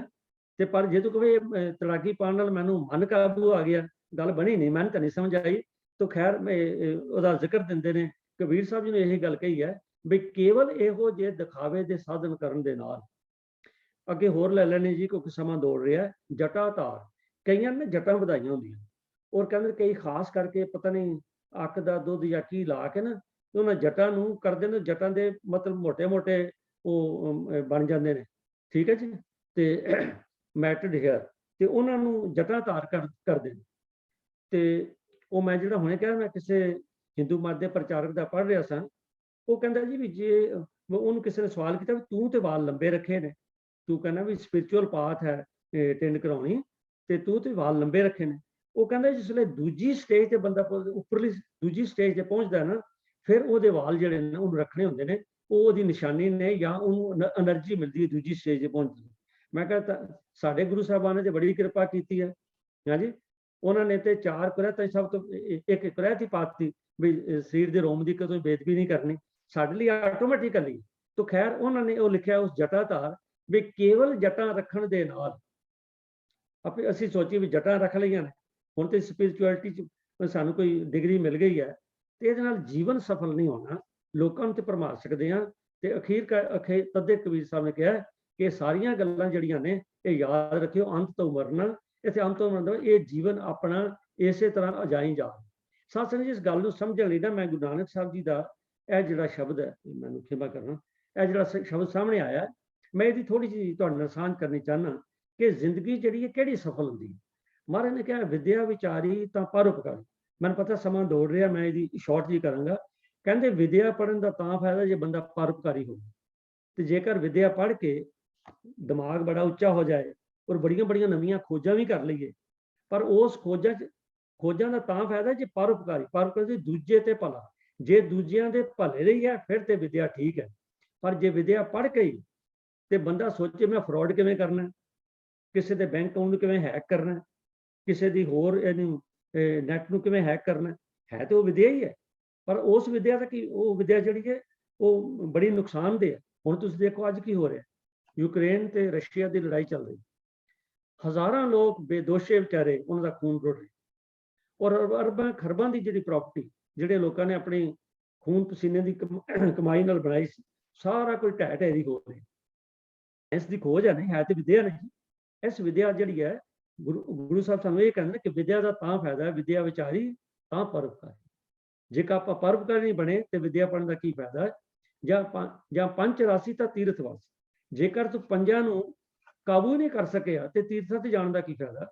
ਘੁੰਗਰੂ ਵਾਜਾ ਜੇ ਮਨ ਲੱਗੇ, ਜੇ ਤੇਰਾ ਮਨ ਹੀ ਨਹੀਂ ਟਿਕਿਆ ਤੇ ਘੁੰਗਰੂ ਵਜਾਉਣ ਦਾ ਕੀ ਫਾਇਦਾ। ਜਿਹੜੇ ਲੋਕ ਜਿਹੜੇ ਭਗਵਤੀ ਇੱਕ ਮਤ ਹੈ ਜੀ, ਉਹ ਘੁੰਗਰੂ ਬੰਨ੍ਹ ਕੇ ਪੈਰਾਂ ਨਾਲ ਨੱਚਦੇ ਨੇ, ਕਹਿੰਦੇ ਸਾਡਾ ਮਨ ਇਸ ਤਰ੍ਹਾਂ ਰੱਬ ਨਾਲ ਲੱਗਾ, ਇਹ ਉਹਨਾਂ ਦਾ ਮਨੋਹਤ ਹੈ। ਉਹਨਾਂ ਦਾ ਰੈਫਰੈਂਸ ਮਹਾਰਾਜ ਨੇ ਕਿਹਾ ਵੀ ਘੁੰਗਰੂ ਬੰਨ੍ਹ ਕੇ ਨੱਚੀ ਜਾਓ ਸਾਰੀ ਉਮਰ, ਜੇ ਮਨ ਤੇ ਕਾਬੂ ਨਹੀਂ ਪਿਆ ਤੇ ਫਿਰ ਤੇ ਅੰਤ ਤੋਂ ਮਰਨਾ ਹੀ ਹੈ। ਤੋ ਖੈਰ ਅੱਗੇ ਲਿਖਿਆ ਆਸ ਨਿਰਾਸੀ ਤੋ ਸੰਨਿਆਸੀ, ਸੰਨਿਆਸੀ ਬਣਨ ਦਾ ਤਾਂ ਫਾਇਦਾ ਜੇ ਆਸਾਂ ਤੋਂ ਨਿਰਾਸ਼ ਹੋ ਜਾਏ। ਜੇਕਰ ਸੰਨਿਆਸੀ ਬਣ ਕੇ ਵੀ ਤੇਰੇ ਮਨ 'ਚ ਆਸ ਹੋਵੇ ਕਿ ਮੇਰੇ ਇੰਨੇ ਚੇਲੇ ਹੋਣੇ ਚਾਹੀਦੇ ਨੇ, ਮੇਰਾ ਐਡਾ ਵੱਡਾ ਡੇਰਾ ਹੋਣਾ ਚਾਹੀਦਾ, ਮੇਰੇ ਕੋਲ ਫਲਾਣਾ ਫਲਾਣਾ ਸਾਧਨ ਹੋਣਾ ਚਾਹੀਦਾ, ਤੁਸੀਂ ਦੇਖਦੇ ਹੀ ਹੋ ਡੇਰਿਆਂ ਦਾ ਰਹਿੰਦਾ। ਉਦੋਂ ਕਹਿੰਦੇ ਸੰਨਿਆਸੀ ਆ ਵੀ ਅਸੀਂ ਵਿਆਹ ਨਹੀਂ ਕਰਾਇਆ ਜੀ। ਵਿਆਹ ਕਰਨ ਦਾ ਤੇ 2-4 ਜਣਿਆਂ ਦਾ ਖਿਆਲ ਰੱਖਣਾ ਪੈਣਾ ਸੀ। ਇੱਥੇ ਤੇ ਹਜ਼ਾਰਾਂ ਚੇਲੇ ਨੇ, ਸਾਰਾ ਤੇਰਾ ਐਡਾ ਵੱਡਾ ਟੱਬਰ ਹੈ। ਤਾਂ ਮਹਾਰਾਜ ਕਿ ਆਸ ਨਿਰਾਸੀ ਤੋਂ ਸੰਨਿਆਸੀ ਜੇ ਆਸਾਂ ਵੱਲੋਂ ਮਰ ਜਾਏ ਮਨ, ਫਿਰ ਤਾਂ ਉਹਨੂੰ ਸੰਨਿਆਸੀ ਕਿਹਾ ਜਾ ਸਕਦਾ ਹੈ। ਤੇ ਜਾਨ ਜਤ ਜੋਗੀ ਤਾਂ ਕਾਇਆ ਭੋਗੀ। ਜੇਕਰ ਤੂੰ ਸੱਚਮੁੱਚ ਜਤ ਤੇ ਕਾਇਮ ਰਵੇਂ ਤੇ ਤਾਂ ਤੇਰਾ ਗ੍ਰਸਤ ਸਫਲ ਹੈ। ਤੇ ਦਇਆ ਦਿਗੰਬਰ ਦੇ ਵਿਚਾਰੀ ਆਪ ਮਰੇ ਅਵਰਾ ਨਾ ਮਰੇ। ਦਿਗੰਬਰ ਜਿਹੜੇ ਨੇ ਜੈਨੀ ਲੋਕ, ਇਹ ਸਰੀਰ ਤੇ ਕਪੜਾ ਨਹੀਂ ਪਾਉਂਦੇ। ਉਹ ਕਹਿੰਦੇ ਨੇ ਵੀ ਅਸੀਂ ਇਸ ਕਰਕੇ ਨਹੀਂ ਕਪੜਾ ਪਾਉਂਦੇ ਬਈ ਅਸੀਂ ਆਪਣੀਆਂ ਇੰਦਰੀਆਂ ਤੇ ਪੂਰਾ ਕਾਬੂ ਕੀਤਾ ਹੈ। ਵੀ ਜੇਕਰ ਇੰਦਰੀਆਂ ਤੇ ਕਾਬੂ ਹੈ ਤੇ ਫਿਰ ਤੇ ਤੁਹਾਨੂੰ ਕੱਪੜੇ ਲਾਉਣ ਦੀ ਵੀ ਲੋੜ ਕੋਈ ਨਹੀਂ। ਪਰ ਜੇਕਰ ਤੂੰ ਕੱਪੜੇ ਵੀ ਲਾ ਲੇ ਤੇ ਇੰਦਰੀਆਂ ਤੇ ਕਾਬੂ ਨਾ ਆਇਆ, ਜਾਂ ਇਸੇ ਮਾਣ ਵਿੱਚ ਰਿਹਾ ਕਿ ਮੈਂ ਤਾਂ ਸਾਰੀ ਉਮਰ ਕੱਪੜਾ ਹੀ ਨਹੀਂ ਪਾਇਆ, ਤੇ ਮਹਾਰਾਜ ਕਹਿੰਦੇ ਨਹੀਂ, ਇਹਦਾ ਕੋਈ ਨਹੀਂ ਹੈ, ਅੰਤ ਤੋਂ ਮਰਨਾ। ਤੇ ਖਿਮਾ ਕਰਨਾ ਜੀ, ਮੈਂ ਇਹ ਸਮਾਂ ਬਹੁਤਾ ਨਹੀਂ ਲਾ ਸਕਦਾ ਕਿਉਂਕਿ ਸਮੇਂ ਦੀ ਮਤਲਬ ਲਿਮਿਟ ਹੈ। ਅਗਲਾ ਬੰਦ ਕਰਦੇ ਜੀ। ਜਿਸ ਤਰ੍ਹਾਂ ਆਪਾਂ ਪਹਿਲੇ ਬੰਦ ਵਿੱਚ ਕਬੀਰ ਸਾਹਿਬ ਜੀ ਨੇ ਜੋਗੀ, ਜਤੀ, ਤਪੀ, ਸੰਨਿਆਸੀ ਉਹਨਾਂ ਦਾ ਜ਼ਿਕਰ ਕੀਤਾ। ਹੁਣ ਇਹਦੇ ਚ ਹੋਰ ਦੱਸਦੇ ਨੇ ਕਿ ਆਗਮ, ਨਿਰਗਮ, ਜੋਤਕ ਜਾਣੈ। ਕਈ ਲੋਕ ਜਿਹੜੇ ਨੇ ਸਾਰੀ ਉਮਰ ਵੇਦ ਸ਼ਾਸਤਰਾਂ ਦਾ ਪੜ੍ਹਾਈ ਕਰਦੇ ਨੇ। ਹੁਣ ਦੇਖੋ, ਧਰਮ ਗ੍ਰੰਥਾਂ ਦੀ ਪੜ੍ਹਾਈ ਮਾੜੀ ਨਹੀਂ ਹੈ। ਵੇਦ ਕਤੇਬ ਕਹੋ ਮਤ ਝੂਠੇ, ਝੂਠਾ ਜੋ ਨਾ ਵਿਚਾਰੇ। ਜੇ ਸਾਰੀ ਉਮਰ ਪਾਠ ਹੀ ਕਰਦੇ ਰਹੇ ਤਾਂ ਫਿਰ ਤਾਂ ਕੁਝ ਨਹੀਂ ਮਿਲਣਾ। ਜੇ ਮੈਂ ਸਾਰੀ ਉਮਰ ਪਾਠ ਹੀ ਕਰਦਾ ਰਹਾਂ, ਜਪਜੀ ਸਾਹਿਬ ਕਰਾਂ, ਪੰਜ ਬਾਣੀਆਂ ਕਰਾਂ, ਸੁਖਮਨੀ ਸਾਹਿਬ ਕਰਾਂ, ਸਹਿਜ ਪਾਠ ਕਰਾਂ, ਪਰੰਤੂ ਮੇਰੇ ਜੀਵਨ ਵਿੱਚ ਹੁਣ ਮੇਰੀ ਉਮਰ 76 ਸਾਲ, ਹੁਣ ਜੇ ਮੈਂ ਆਪਣੀ ਬੈਲੈਂਸ ਸ਼ੀਟ ਬਣਾਵਾਂ ਕਿ ਜਿਹੜਾ ਕੰਮ ਮੈਂ 50 ਸਾਲ ਪਹਿਲੇ ਕਰਦਾ ਸੀ ਅੱਜ ਵੀ ਕਰ ਰਿਹਾ, ਤੇ ਸਾਧ ਸੰਗਤ ਜੀ 50 ਸਾਲਾਂ ਦਾ ਮੇਰਾ ਇਹ ਜਿਹੜਾ ਪੜ੍ਹਿਆ ਲਿਖਿਆ, ਜਿਹੜਾ ਮੈਂ ਬਾਣੀ ਪੜ੍ਹੀ ਹੈ, ਤੁਹਾਡੀਆਂ ਕਲਾਸਾਂ ਅਟੈਂਡ ਕਰਦਾ, ਮੈਨੂੰ ਕੋਈ ਲਾਭ ਹੈ? ਐਵੇਂ ਟਾਈਮ ਵੇਸਟ ਕਰ ਰਹੇ। ਤਾਂ ਕਰਕੇ ਕਿ ਆਗਮ, ਨਿਰਗਮ, ਜੋਤਕ ਜਾਣੈ। ਬੜੇ ਲੋਕ ਨੇ ਜਿਹੜੇ ਵੇਦਾਂ ਦਾ, ਸ਼ਾਸਤਰਾਂ ਦਾ ਮਤਲਬ ਵੀ ਇਹ ਪਾਠ ਕਰਦੇ ਨੇ, ਲੋਕਾਂ ਨੂੰ ਉਪਦੇਸ਼ ਦਿੰਦੇ ਨੇ। ਚੰਗੀ ਗੱਲ ਹੈ, ਪਾਠ ਕਰਨਾ ਵੀ ਚੰਗੀ ਗੱਲ ਹੈ, ਉਪਦੇਸ਼ ਦੇਣਾ ਵੀ ਚੰਗੀ ਗੱਲ ਹੈ। ਪਰੰਤੂ ਜੇ ਆਪਣਾ ਜੀਵਨ ਨਹੀਂ ਸੁਧਰਿਆ ਤੇ ਅੰਤ ਨੂੰ ਤੇਰਾ ਜੀਵਨ ਤੇ ਨਿਸਫਲ ਹੋਏਗਾ। ਹਾਂ, ਇਹ ਤਾਂ ਕਈ ਵਾਰ ਹੋ ਸਕਦਾ ਵੀ ਤੇਰੇ ਕੋਲੋਂ ਗੱਲ ਕੋਈ ਉਪਦੇਸ਼ ਲੈ ਕੇ ਉਹ ਆਪਣੇ ਜੀਵਨ 'ਚ ਧਾਰਨ ਕਰ ਲਵੇ ਤੇ ਉਹਦਾ ਫਾਇਦਾ ਹੋ ਜਾਏ। ਪਰੰਤੂ ਜੇ ਤੂੰ ਆਪ ਨਹੀਂ ਧਾਰਨ ਕੀਤੀ, ਭੱਲਿਆ, ਮੈਂ ਆਪਣੀ ਗੱਲ ਕਰ ਰਿਹਾ, ਜੇ ਤੂੰ ਆਪ ਨਹੀਂ ਧਾਰਨ ਕੀਤੀ ਤੇ ਅੰਤ ਨੂੰ ਤੈਨੂੰ ਵੀ ਇਹੀ ਸਰਟੀਫਿਕੇਟ ਮਿਲਣਾ ਕਿ you are human, this birth is lost, ਇਹ ਤੇਰਾ ਜੀਵਨ ਖਤਮ ਹੈ। ਆਗਮ, ਨਿਰਗਮ, ਜੋਤਕ ਜਾਣੈ। ਕਈ ਉਮਰ, ਸਾਰੀ ਉਮਰ ਜੋਤਕ ਜਿਹੜੇ ਆ, ਜੋਤਿਸ਼ ਵਿਦਿਆ, ਉਹਦੀ ਕਹਿੰਦੇ ਸਾਨੂੰ ਬੜੀ ਗਿਆਨ ਹੈ ਜੀ, ਬਹੁਤ ਵਿਆਕਰਨ ਹੈ, ਬੜੇ ਵਿਆਕਰਨ, ਭਾਵ ਬੜੀ ਵਿਦਿਆ ਦੀ ਗੱਲ ਹੈ, ਸਾਰਾ ਕੁਝ ਕਰਦੇ ਨੇ। ਅੱਗੋਂ ਹੈ ਤੰਤ ਮੰਤਰ ਸਭ ਔਖਦ ਜਾਣੈ। ਬੜੇ ਤੰਤਰ ਮੰਤਰ ਹੁੰਦਾ ਹੈ ਕਿਸੇ ਨੂੰ ਮਤਲਬ ਹੈ ਵੀ ਆਪਣੇ ਦੇਵੀ ਦੇਵਤਿਆਂ ਨੂੰ ਖੁਸ਼ ਕਰਨ ਲਈ ਕੋਈ ਜਾਪ ਕੀਤਾ ਜਾਂਦਾ। ਮੈਂ ਇੱਥੇ ਇੱਕ ਬੇਨਤੀ ਕਰਦੇ ਹਾਂ ਕਿ ਸ੍ਰੀ ਗੁਰੂ ਗ੍ਰੰਥ ਸਾਹਿਬ ਦੀ ਬਾਣੀ ਮੰਤਰ ਨਹੀਂ ਹੈ। ਇਹ ਮੰਤਰ ਨਹੀਂ ਹੈ, ਇਹ ਤੇ ਜੀਵਨ ਦਾ ਟੌਨਿਕ ਹੈ, ਇਹ ਮੰਤਰ ਨਹੀਂ ਹੈ।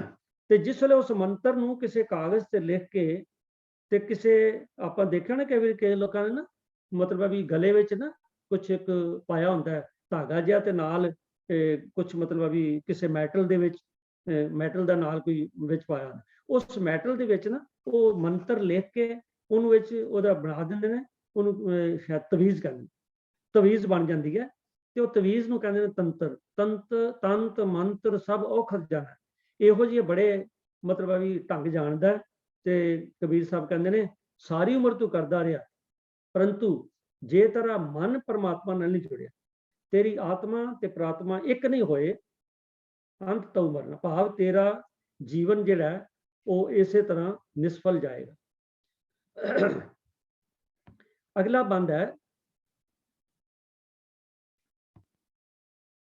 ਹਾਂਜੀ, ਅਗਲਾ ਬੰਦ ਹੈ ਸਾਧ ਸੰਗਤ ਜੀ, ਰਾਜ ਭੋਗ ਔਰ ਛਤਰ ਸਿੰਘਾਸਨ। ਕੋਈ ਮਨੁੱਖ ਜਿਹੜਾ ਉਹ ਬੜੇ ਮਤਲਬ ਉਹਦਾ ਰਾਜ ਵੱਡਾ ਹੋਵੇ, ਬੜੇ ਭੋਗ ਦਾ ਮਤਲਬ ਸੁੱਖ ਦੇ ਆਨੰਦ ਦੇ ਸਾਧਨ ਹੋਣ। ਇਹ ਰਾਜ ਦਾ ਵੀ ਇੱਕ ਬੜਾ ਵੱਡਾ ਲਾਲਚ ਹੁੰਦਾ ਹੈ।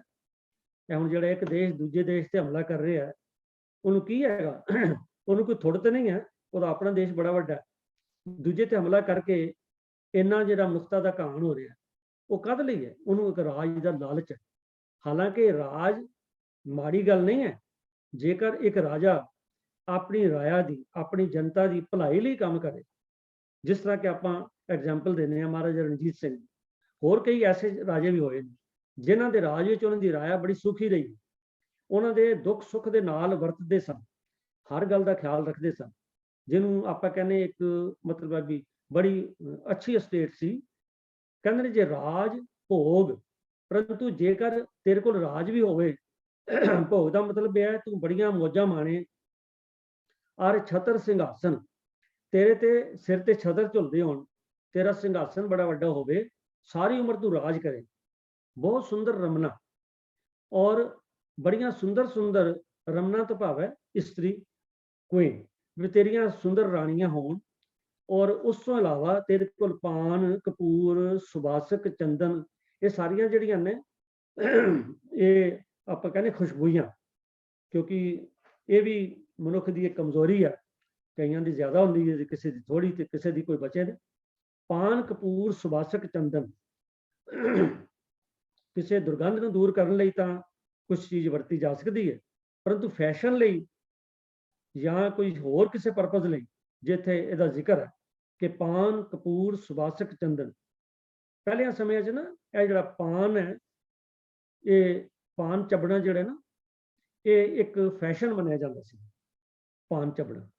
ਔਰ ਕਈ ਵਾਰ ਤਾਂ ਐਸਾ ਹੁੰਦਾ ਸੀ ਜਿਸ ਵੇਲੇ ਕੋਈ ਕਿਸੇ ਦਾ ਖਾਸ VIP ਗੈਸਟ ਦਾ ਆਉਂਦਾ ਸੀ, ਉਹਨੂੰ ਉਹ ਪਲੇਟ 'ਚ ਰੱਖ ਕੇ ਪਾਨ ਆਫਰ ਕਰਦੇ ਸੀ। ਖੈਰ ਸਿੱਖ ਮਤ ਵਿੱਚ ਤੇ ਪਾਨ ਦੀ ਮਨਾਹੀ ਹੈ, ਪਾਨ ਸੁਪਾਰੀ ਖਾਤੀਆਂ, ਮੁਖ ਬੀੜੀਆਂ ਲਾਈਆਂ, ਹਰ ਹਰ ਕਦਨ ਚੇਤੇ ਜੰਮ ਪਕੜ ਚਲਾਈ। तो खैर इत्थे जिक्र है कि बेशक तेरे कोल पान, कपूर, एक कपूर ते सुबासक, ये जड़ियां सारियां सुगंधियां, चंदन भी सुगंधी।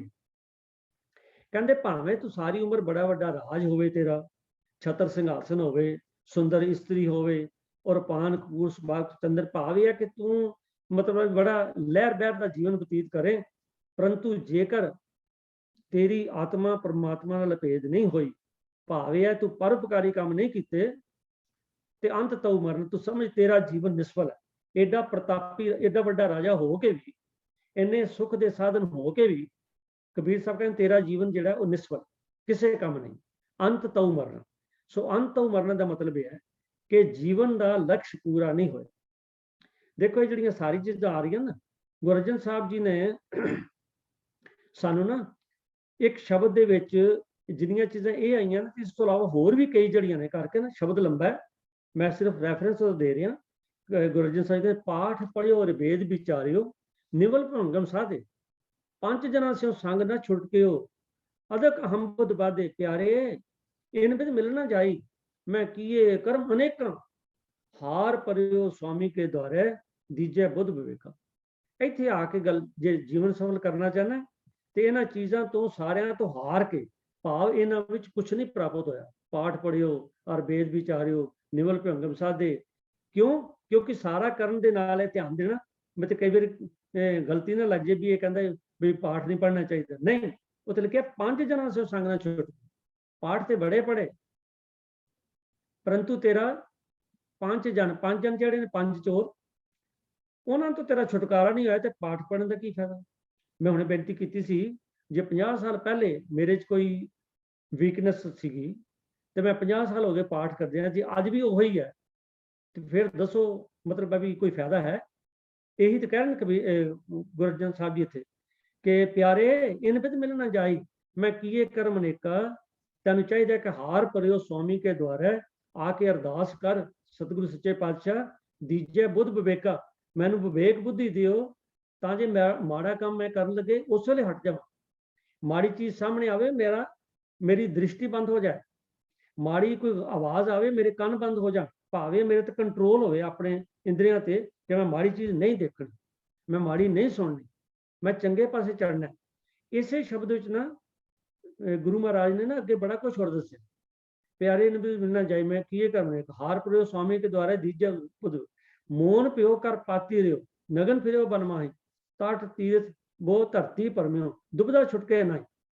ਇਹਦੇ 'ਚ ਨਾ ਸਾਰੀਆਂ ਬਹੁਤ ਸਾਰੀਆਂ ਜਿਹੜੀਆਂ ਚੀਜ਼ਾਂ ਜਿਹੜੀਆਂ ਉਦਾਹਰਨਾਂ ਇੱਥੇ ਲੈ ਕੇ ਕਬੀਰ ਸਾਹਿਬ ਜੀ ਨੇ ਵਰਤੀਆਂ ਨੇ, ਗੁਰੂ ਅਰਜਨ ਸਾਹਿਬ ਜੀ ਨੇ ਸਾਰੀਆਂ ਉਹ ਵੀ ਨੇ, ਉਸ ਤੋਂ ਇਲਾਵਾ ਹੋਰ ਵੀ ਨੇ ਜਿਹਦੇ ਵਿੱਚ ਬਹੁਤ ਡਿਟੇਲ ਹੈ ਕਿ ਪਿਆਰਿਆ ਜੇ ਤੂੰ ਇਹਨਾਂ ਚੱਕਰਾਂ 'ਚ ਪਿਆ ਰਿਹਾ ਤੇ ਤੇਰਾ ਜਿਹੜਾ ਇਹ ਜੀਵਨ ਹੈ ਇਹ ਸਫਲ ਨਹੀਂ ਹੋਏਗਾ।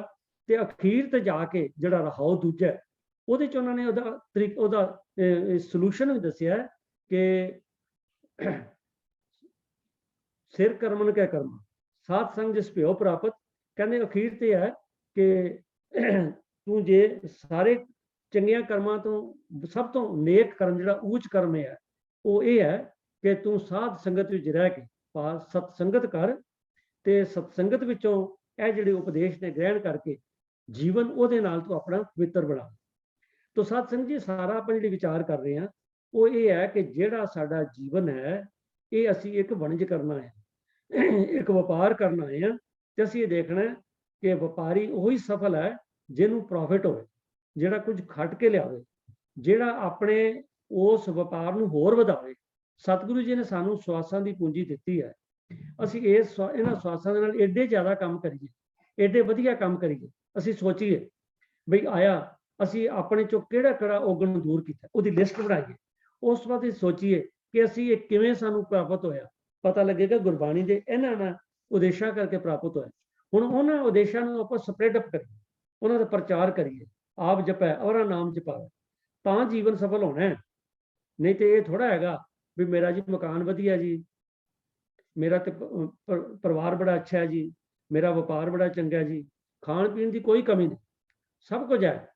ਤੇ ਮਹਾਰਾਜ ਨੇ ਕਿਹਾ ਇਹੋ ਜਿਹੇ ਬੰਦਿਆਂ ਨੂੰ ਵੀ ਜੇਕਰ ਸਿਰਫ ਤੂੰ ਆਪਣਾ ਪਰਿਵਾਰ, ਆਪਣਾ ਵਪਾਰ, ਖਾਣ ਪੀਣ ਤੇ ਐਸ਼ੋ ਇਸ਼ਰਤ, ਕੰਫਰਟ, ਸੁਖ ਆਰਾਮ ਚ ਰਿਹਾ ਤੇ ਰੱਬ ਨੂੰ ਯਾਦ ਨਾ ਕੀਤਾ, ਰੱਬ ਨੂੰ ਯਾਦ ਕਰਨਾ ਮਤਲਬ ਪਰਉਪਕਾਰੀ ਜੀਵਨ ਨਾ ਜੀਵਿਆ।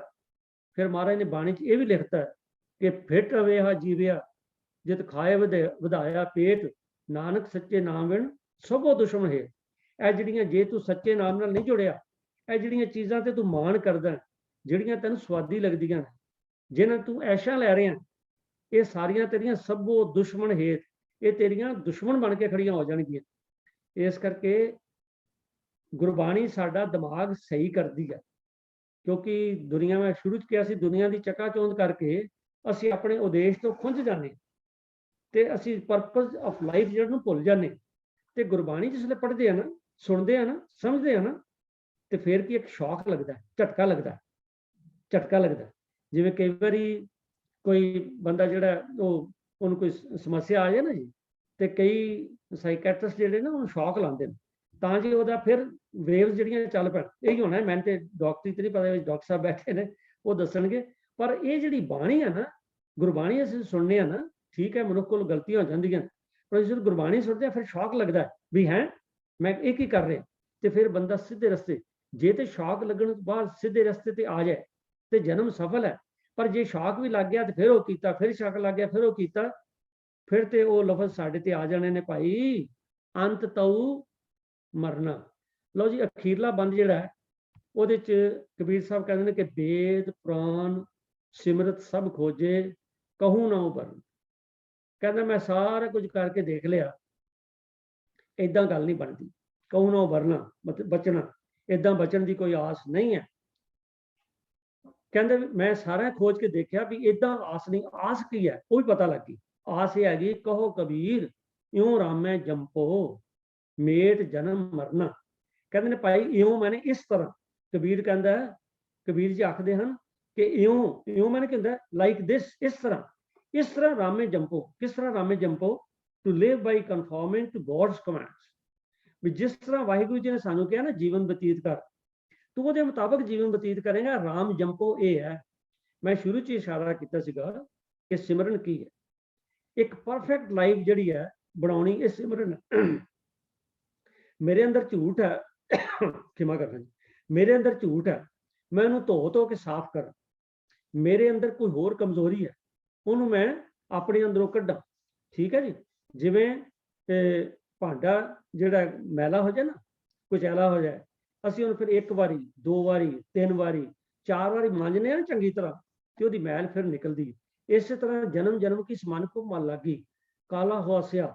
ਜਾਂਦੇ ਜੰਮਿਆ ਪਤਾ ਨਹੀਂ ਕਿਹੜੇ ਪਾਪ ਕਰਮ ਦੇਖੇ ਨੇ, ਕਿਹੜੇ ਸੁਣੇ ਨੇ, ਕਿਹੜੇ ਕੀਤੇ ਨੇ, ਕਿਹੜੇ ਬੋਲੇ ਨੇ। ਉਹ ਆਪਣੀ ਅੰਦਰ ਤਾਂ ਇੱਕ ਲੇਅਰ ਆਫ ਜਿਹੜੀ ਉਹ ਹੈਗੀ ਹੈ ਨਾ ਉਹਦੀ ਗੰਦ ਦੀ ਲੇਅਰ ਸਾਡੇ ਅੰਦਰ ਸਾਡੇ ਖਿਆਲਾਂ ਛੱਡ ਗਏ, ਉਹਨੂੰ ਧੋਣ ਦੀ ਲੋੜ ਹੈ। ਉਹਨੂੰ ਫਿਰ ਭਰੀਏ ਮੱਤ ਪਾਪਾਂ ਕੇ ਸੰਗ, ਉਹ ਧੋਪੈ ਨਾਵੇਂ ਕੇ ਰੰਗ। ਤੇ ਨਾਮ ਦਾ ਰੰਗ ਕੀ ਆ? ਕਹੋ ਕਬੀਰਿਓ ਰਾਮੇ ਜੰਪੋ। ਕਹਿੰਦੇ ਇਸ ਤਰ੍ਹਾਂ ਰਾਮ ਨੂੰ ਜੰਪਣਾ। ਰਾਮ ਦੀ ਮਤਲਬ ਸਿਮਰਨ ਕਿਵੇਂ ਕਰਨਾ ਵਾਹਿਗੁਰੂ ਦਾ? To live by conforming to God's commands, ਕਿ ਜੋ ਵਾਹਿਗੁਰੂ ਸਾਨੂੰ ਕਹਿੰਦਾ, ਜੋ ਗੁਰ ਦੱਸੇ ਵਾਟ ਮਰੀਦਾ ਜੋਲੀਏ, ਉਹਦੇ ਤੇ ਮੁਰੀਦ ਬਣ ਕੇ ਤੁਰ ਪੈ, ਜੋ ਗੁਰਬਾਣੀ ਕਹਿੰਦੀ ਹੈ। ਹੁਣ ਆਪਣੀ ਜਿਹੜੀ ਨਾ ਮੇਰੀ ਰਾਏ, ਮੇਰਾ ਮਨ ਕਹਿੰਦਾ ਨਹੀਂ ਜੀ ਜਿਸ ਵੇਲੇ ਮਰਜ਼ੀ ਉੱਠ ਪੋ। ਕਈ ਲੋਕ ਨਾ ਬੜੀਆਂ ਬੜੀਆਂ ਵਧੀਆ ਟੁੱਚਰਾਂ ਡਾਲਦੇ ਨੇ ਕਮਾਲ ਦੀ, ਗੁਰਦੁਆਰੇ ਨੇ ਆਂਦੇ ਲਓ ਜੀ, ਉਹ ਗੁਰਦੁਆਰੇ ਘਰੇ ਬੈਠ ਕੇ ਪਾਠ ਕਰ ਲਈਦਾ ਜੀ। ਅੱਛਾ ਬਈ ਗੁਰਦੁਆਰੇ ਤੇ ਬਈ ਦੇਖੋ ਵਿਚਾਰਵਾਨ ਆਉਂਦੇ ਨੇ, ਕਥਾ ਸੁਣੀ ਦੀ, ਕੀਰਤਨ ਲੈ, ਅਸੀਂ ਤੀਕੇ ਤੇ ਘਰੇ ਪੜ੍ਹ ਲੈਂਦੇ ਹਾਂ। ਚਲੋ ਚੰਗੀ ਗੱਲ ਹੈ, ਮਾੜੀ ਗੱਲ ਤਾਂ ਨਹੀਂ ਹੈਗੀ। ਤੇ ਤੁਸੀਂ ਜੀ ਅੰਮ੍ਰਿਤ ਵੇਲੇ ਨੂੰ ਉੱਠਦੇ, ਲੈ ਸਾਰੇ ਵੇਲੇ ਬਰਾਬਰ ਹੀ ਨੇ, ਕਿਸ ਵੇਲੇ ਕਰ ਲਈ ਹੱਦ ਹੋ ਗਈ ਹੈ। ਸਾਰੇ ਵੇਲੇ ਬਰਾਬਰ ਨੇ, ਜਿਸ ਵੇਲੇ ਅੰਮ੍ਰਿਤ ਵੇਲੇ ਦੀ ਗੱਲ ਆਵੇ ਸਾਰੇ ਵੇਲੇ ਬਰਾਬਰ ਨੇ। ਮੈਂ ਕੋਈ ਇੱਕ ਸੱਜਣ ਨੂੰ ਕਿਹਾ, ਤੂੰ ਕਹਿੰਦਾ ਸਾਰੇ ਵੇਲੇ ਬਰਾਬਰ ਨੇ ਤੇ ਤੂੰ ਮੁਲਾਜ਼ਮ ਹੈ, ਤੇ ਦਫ਼ਤਰ ਕਿੰਨੇ ਵਜੇ ਖੁੱਲਦਾ? ਕਹਿੰਦਾ ਜੀ 10 ਵਜੇ। ਤੇ ਮੈਂ ਕਿੰਨੇ ਵਜੇ ਜਾਣਾ? ਕਹਿੰਦਾ ਜੀ ਪੌਣੇ 10 ਵਜੇ ਪਹੁੰਚ ਜਾਈਦਾ। ਮੈਂ ਕਿਹਾ ਅੱਛਾ ਸਾਰੇ ਵੇਲੇ ਬਰਾਬਰ ਹੀ ਨੇ, ਕਦੀ ਰਾਤੀ ਚਲ ਜਾਇਆ ਕਰ। ਤੇ ਚੁੱਪ ਕਰ ਗਿਆ। ਮਤਲਬ ਇਹ ਹੈ ਕਿ ਦੁਨੀਆਦਾਰੀ ਲਈ ਤਾਂ ਅਸੀਂ ਬੜੇ ਪੰਕਚੁਅਲ ਹਾਂ, ਵੀ ਆਰ ਵੈਰੀ ਰੈਗੂਲਰ, ਪਰ ਜਿੱਥੇ ਅੱਜ ਸਪਿਰਿਚੁਅਲਿਟੀ, ਜਿੱਥੇ ਅੱਜ ਰੱਬ ਦੇ ਘਰ ਦੀ ਗੱਲ, ਉੱਥੇ ਅਸੀਂ ਸਾਰੀਆਂ ਜਿਹੜੀਆਂ ਨਾ, ਹਾਂ ਇਹ ਕਹਿੰਦੇ ਜੇ ਵੇਲਾ ਵਕਤ ਵਿਚਾਰੀਏ ਤਾਂ ਕਿਤ ਵੇਲਾ ਭਗਤ ਹੋਈ। ਇਹ ਗੁਰੂ ਗ੍ਰੰਥ ਸਾਹਿਬ ਦੇ ਪੰਨਾ 35 ਤੇ ਇੱਕ ਸ਼ਬਦ ਹੈ। ਹੁਣ ਇਹਦਾ ਨਾ ਇੱਕ ਵਾਰੀ ਕੁਝ ਵਕੀਲਾਂ ਦੀ ਮਤਲਬ ਮੰਡਲੀ ਲੱਗੀ ਸੀ, 10-12 ਵਕੀਲ ਸਭਾਨ ਬੈਠੇ ਸਨ, ਉਹਨਾਂ 'ਚ ਇਹ ਗੱਲ ਚੱਲ ਪਈ। ਤੇ ਉਹਨਾਂ 'ਚੋਂ ਉਹ ਮਤਲਬ 2-3 ਨੇ ਕਹਿ ਤਾ ਲਓ ਜੀ ਇਹ ਤੇ ਐਵੇਂ ਕਹਿੰਦੇ ਨੇ ਅੰਮ੍ਰਿਤ ਵੇਲਾ, ਤੇ ਕਹਿੰਦੇ ਨੇ ਜੇ ਵੇਲਾ ਵਕਤ ਵਿਚਾਰੀ ਕਿਤ ਵੇਲਾ ਭਗਤ ਹੋਈ। ਉਹਨਾਂ 'ਚ ਇੱਕ ਮੇਰਾ ਮਿਲਣ ਵਾਲਾ ਸੀ, ਉਹ ਫਿਰ ਮੇਰੇ ਕੋਲ ਆ ਗਿਆ, ਕਹਿੰਦੇ ਇਸ ਗੱਲ ਦਾ ਝਗੜਾ ਚੱਲ ਪਿਆ ਸਾਡੇ 'ਚ ਵੀ ਇਹ ਕੀ ਹੈ। ਦੇਖੋ ਜੀ ਮੈਂ ਇਹ ਨਹੀਂ ਕਹਿੰਦਾ ਮੈਂ ਠੀਕ ਹਾਂ, ਪਰ ਮੈਂ ਜੋ ਉਹਨੂੰ ਜਵਾਬ ਦਿੱਤਾ ਤੁਹਾਨੂੰ ਦੱਸ ਰਿਹਾ। ਮੈਂ ਉਹਨੂੰ ਕਿਹਾ ਦੇਖੋ ਭਾਈ, ਇਹਦੇ ਲਈ ਨਹੀਂ ਹੈਗਾ ਕਿ ਅੰਮ੍ਰਿਤ ਵੇਲੇ ਤੁਸੀਂ ਮਤਲਬ ਵੀ ਕੋਈ ਨਹੀਂ ਦੁਪਹਿਰੇ ਜਪਜੀ ਸਾਹਿਬ ਕਰ ਲਾਂਗੇ, ਸ਼ਾਮੀ ਇਸ਼ਨਾਨ ਕਰ ਲਾਂਗੇ। ਮੈਂ ਕਿਹਾ ਇਹ ਨਹੀਂ ਹੈਗਾ। ਉਹਦਾ ਮਤਲਬ ਜੇ ਵੇਲਾ ਵਕਤ ਵਿਚਾਰੀਆ ਤਾਂ ਕਿਤ ਵੇਲਾ ਭਗਤ ਹੋਈ। ਜੇ ਅਸੀਂ ਵੇਲੇ ਹੀ ਸੋਚਦੇ ਰਹੇ ਵੀ ਨਹੀਂ ਯਾਰ ਹੁਣ ਤੇ ਮੈਂ ਅੱਜ ਕੱਲ੍ਹ ਬੜਾ ਬਿਜ਼ੀ ਹਾਂ, ਮੈਂ ਤੇ ਵਾਹਿਗੁਰੂ ਦਾ ਸਿਮਰਨ ਜਿਹੜਾ ਨਾ ਹੁਣ ਮੈਂ ਅਗਲੇ 10 ਸਾਲ ਬਾਅਦ ਕਰਾਂਗਾ, ਥੋੜ੍ਹੀਆਂ ਜ਼ਿੰਮੇਵਾਰੀਆਂ ਹਟਾਵਾਂ, ਮੈਂ ਤੇ ਗੁਰਦੁਆਰੇ ਫਿਰ ਜਾਣਾ ਸ਼ੁਰੂ ਕਰਿਆ ਕਰਾਂਗਾ, ਮੈਂ ਤੇ ਜੀ ਅੰਮ੍ਰਿਤ ਪਾਣਾ ਜੇ ਨਹੀਂ ਕਰ ਸਕਦਾ ਮੈਂ 5 ਸਾਲ ਬਾਅਦ ਕਰਾਂਗਾ। ਤੇ ਉਸ ਤੋਂ ਬਾਅਦ 10 ਸਾਲ ਬਾਅਦ ਕਹਿੰਦਾ ਯਾਰ ਹੁਣ ਤੇ ਗ੍ਰਸਤੀ ਬੜੀ ਵੱਧ ਗਈ ਹੈ, ਹੁਣ ਤੇ ਬੜਾ ਮਤਲਬ ਹੈ ਵੀ ਟਾਈਮ ਹੀ ਨਹੀਂ ਮਿਲਦਾ, ਕਰਾਂ ਕੀ, ਚਲੋ ਕੋਈ ਨਹੀਂ ਬੁੱਢੇ ਹੋ ਕੇ ਕਰਾਂਗੇ। ਮੈਂ ਇੱਕ ਗੱਲ ਬੜੀ ਪੱਕੀ ਕਹਿਣਾ, ਕਹਿੰਦੇ ਜੇਕਰ ਆਪਾਂ ਜਵਾਨੀ 'ਚ ਰੱਬ ਨਹੀਂ ਸਿਮਰਿਆ ਤੇ ਬੁਢਾਪੇ 'ਚ ਸਿਮਰਨਾ ਬੜਾ ਔਖਾ। ਜਿਵੇਂ ਇਹ ਨਹੀਂ ਕਹਿੰਦਾ ਵੀ ਔਖਾ, ਵੀ ਨਾਟ ਇੰਪੋਸੀਬਲ, ਪਰ ਜ਼ਿਆਦਾ ਔਖੇ ਉਹ ਤੇ ਜ਼ੋਰ ਜ਼ਿਆਦਾ ਲਾਉਣਾ ਪੈਣਾ। ਸੋ ਜਿੰਨੀ ਜਲਦੀ ਸ਼ੁਰੂ ਕਰ ਦਈਏ ਉਨੀ ਸਾਨੂੰ ਸੌਖਾ। ਉਡੀਕੀਏ ਨਾ, ਉਹ ਲਾਈਨ ਦਾ ਅਰਥ ਤੇ ਇਹ ਹੈ ਕਿ ਜੇ ਵੇਲਾ ਵਕਤ ਵਿਚਾਰੀਏ ਤਾਂ ਕਿਵੇਂ ਵੇਲਾ ਭਗਤ ਹੋਈ। ਜੇ ਤੂੰ ਵੇਲੇ ਵਕਤ ਵਿਚਾਰਦਾ ਰਹਿਣਾ ਵੀ ਕੱਲ ਕਰਾਂਗਾ, ਪਰਸੋਂ ਕਰਾਂਗਾ, ਜਵਾਨੀ 'ਚ ਕਰਾਂਗਾ, ਬੁਢਾਪੇ 'ਚ ਕਰਾਂਗਾ, ਫਿਰ ਕਹਿੰਦੇ ਵੇਲਾ ਆਉਣਾ ਹੀ ਕੋਈ ਨਹੀਂ। ਤੋ ਇੱਥੇ ਕਬੀਰ ਸਾਹਿਬ ਜੀ ਨੇ ਕਿਹਾ ਸਮਾਂ ਹੋ ਗਿਆ ਜੀ, ਵੇਦ ਪ੍ਰਾਣ ਸਿਮਰਤ ਸਭ ਖੋਜੇ ਕਹੂ ਨਾ ਵਰਨਾ, ਉਹ ਕਬੀਰ ਇਉਂ ਰਾਮੇ ਜੰਪੋ ਮੇਟ ਜਨਮ ਮਰਨਾ। ਆਓ ਸਤਿਗੁਰੂ ਜੀ ਕਿਰਪਾ ਕਰਨ ਸਾਡੇ ਤੇ, ਜੋ ਸ਼ਬਦ ਵਿਚਾਰ, ਜੋ ਕਥਾ ਜਾਂ ਬਾਕੀ ਅਸੀਂ ਗੁਰ ਇਤਿਹਾਸ ਸੁਣਦੇ ਹਾਂ ਉਹ ਤੋਂ ਅਗਵਾਈ ਲਈਏ, ਆਪਣੇ ਜੀਵਨ ਨੂੰ ਖੋਜੀਏ। ਸਾਨੂੰ ਜੋ ਮੇਰੇ ਅੰਦਰ ਹੈ ਨਾ ਉਹ ਬੈਸਟ ਜਾਂ ਤੇ ਵਾਹਿਗੁਰੂ ਨੂੰ ਪਤਾ ਜਾਂ ਮੈਨੂੰ ਪਤਾ, ਉਹ ਹੋਰ ਕਿਸੇ ਨੂੰ ਉਹਨਾਂ ਨਹੀਂ ਪਤਾ। ਕਿਸੇ ਨੂੰ 10% ਪਤਾ ਹੋਏਗਾ, ਕਿਸੇ ਨੂੰ 50 ਹੋਏਗਾ, ਸਾਰਾ ਨਹੀਂ। ਮੈਨੂੰ ਪਤਾ ਹੈ ਮੇਰੇ ਅੰਦਰ ਕਿਹੜੇ ਕਿਹੜੇ ਪਾਪ ਨੇ, ਕਿਹੜੇ ਕਿਹੜੇ ਚੰਗੇ ਕੰਮ ਨੇ। ਜਿਹੜੇ ਚੰਗੇ ਕੰਮ ਨੇ ਉਹ ਤੇ ਵਾਹਿਗੁਰੂ ਦਾ ਧੰਨਵਾਦ ਕਰਕੇ ਮੱਥਾ ਟੇਕ ਦਈਏ, ਜਿਹੜੇ ਪਾਪ ਕਰਮ ਨੇ ਉਹ ਆਪਣੀ ਡਾਇਰੀ 'ਚ ਲਿਖ ਲਈਏ, ਤੇ ਜਿਸ ਵੇਲੇ ਘਟਦੇ ਜਾਣਗੇ ਨਾ ਨਾਲ ਤਰੀਕਾਂ ਪਾਉਂਦੇ ਜਾਈਏ। ਤੇ ਜੇ ਤੇ ਆਪਣੇ ਜੀਵਨ ਕਾਲ ਦੇ ਵਿੱਚ ਉਹ ਸਾਰਿਆਂ ਤੇ ਲਕੀਰ ਫਿਰ ਗਈ ਤੇ ਫਿਰ ਤੇ ਠੀਕ ਹੈ, ਨਹੀਂ ਤੇ ਇਹ ਲਫ਼ਜ਼ ਮੇਰੇ ਤੇ ਵੀ ਆ ਜਾਣੇ ਨੇ, ਅੰਤ ਤਉ ਮਰਨਾ। ਵਾਹਿਗੁਰੂ ਜੀ ਕਾ ਖਾਲਸਾ, ਵਾਹਿਗੁਰੂ ਜੀ ਕੀ ਫਤਿਹ।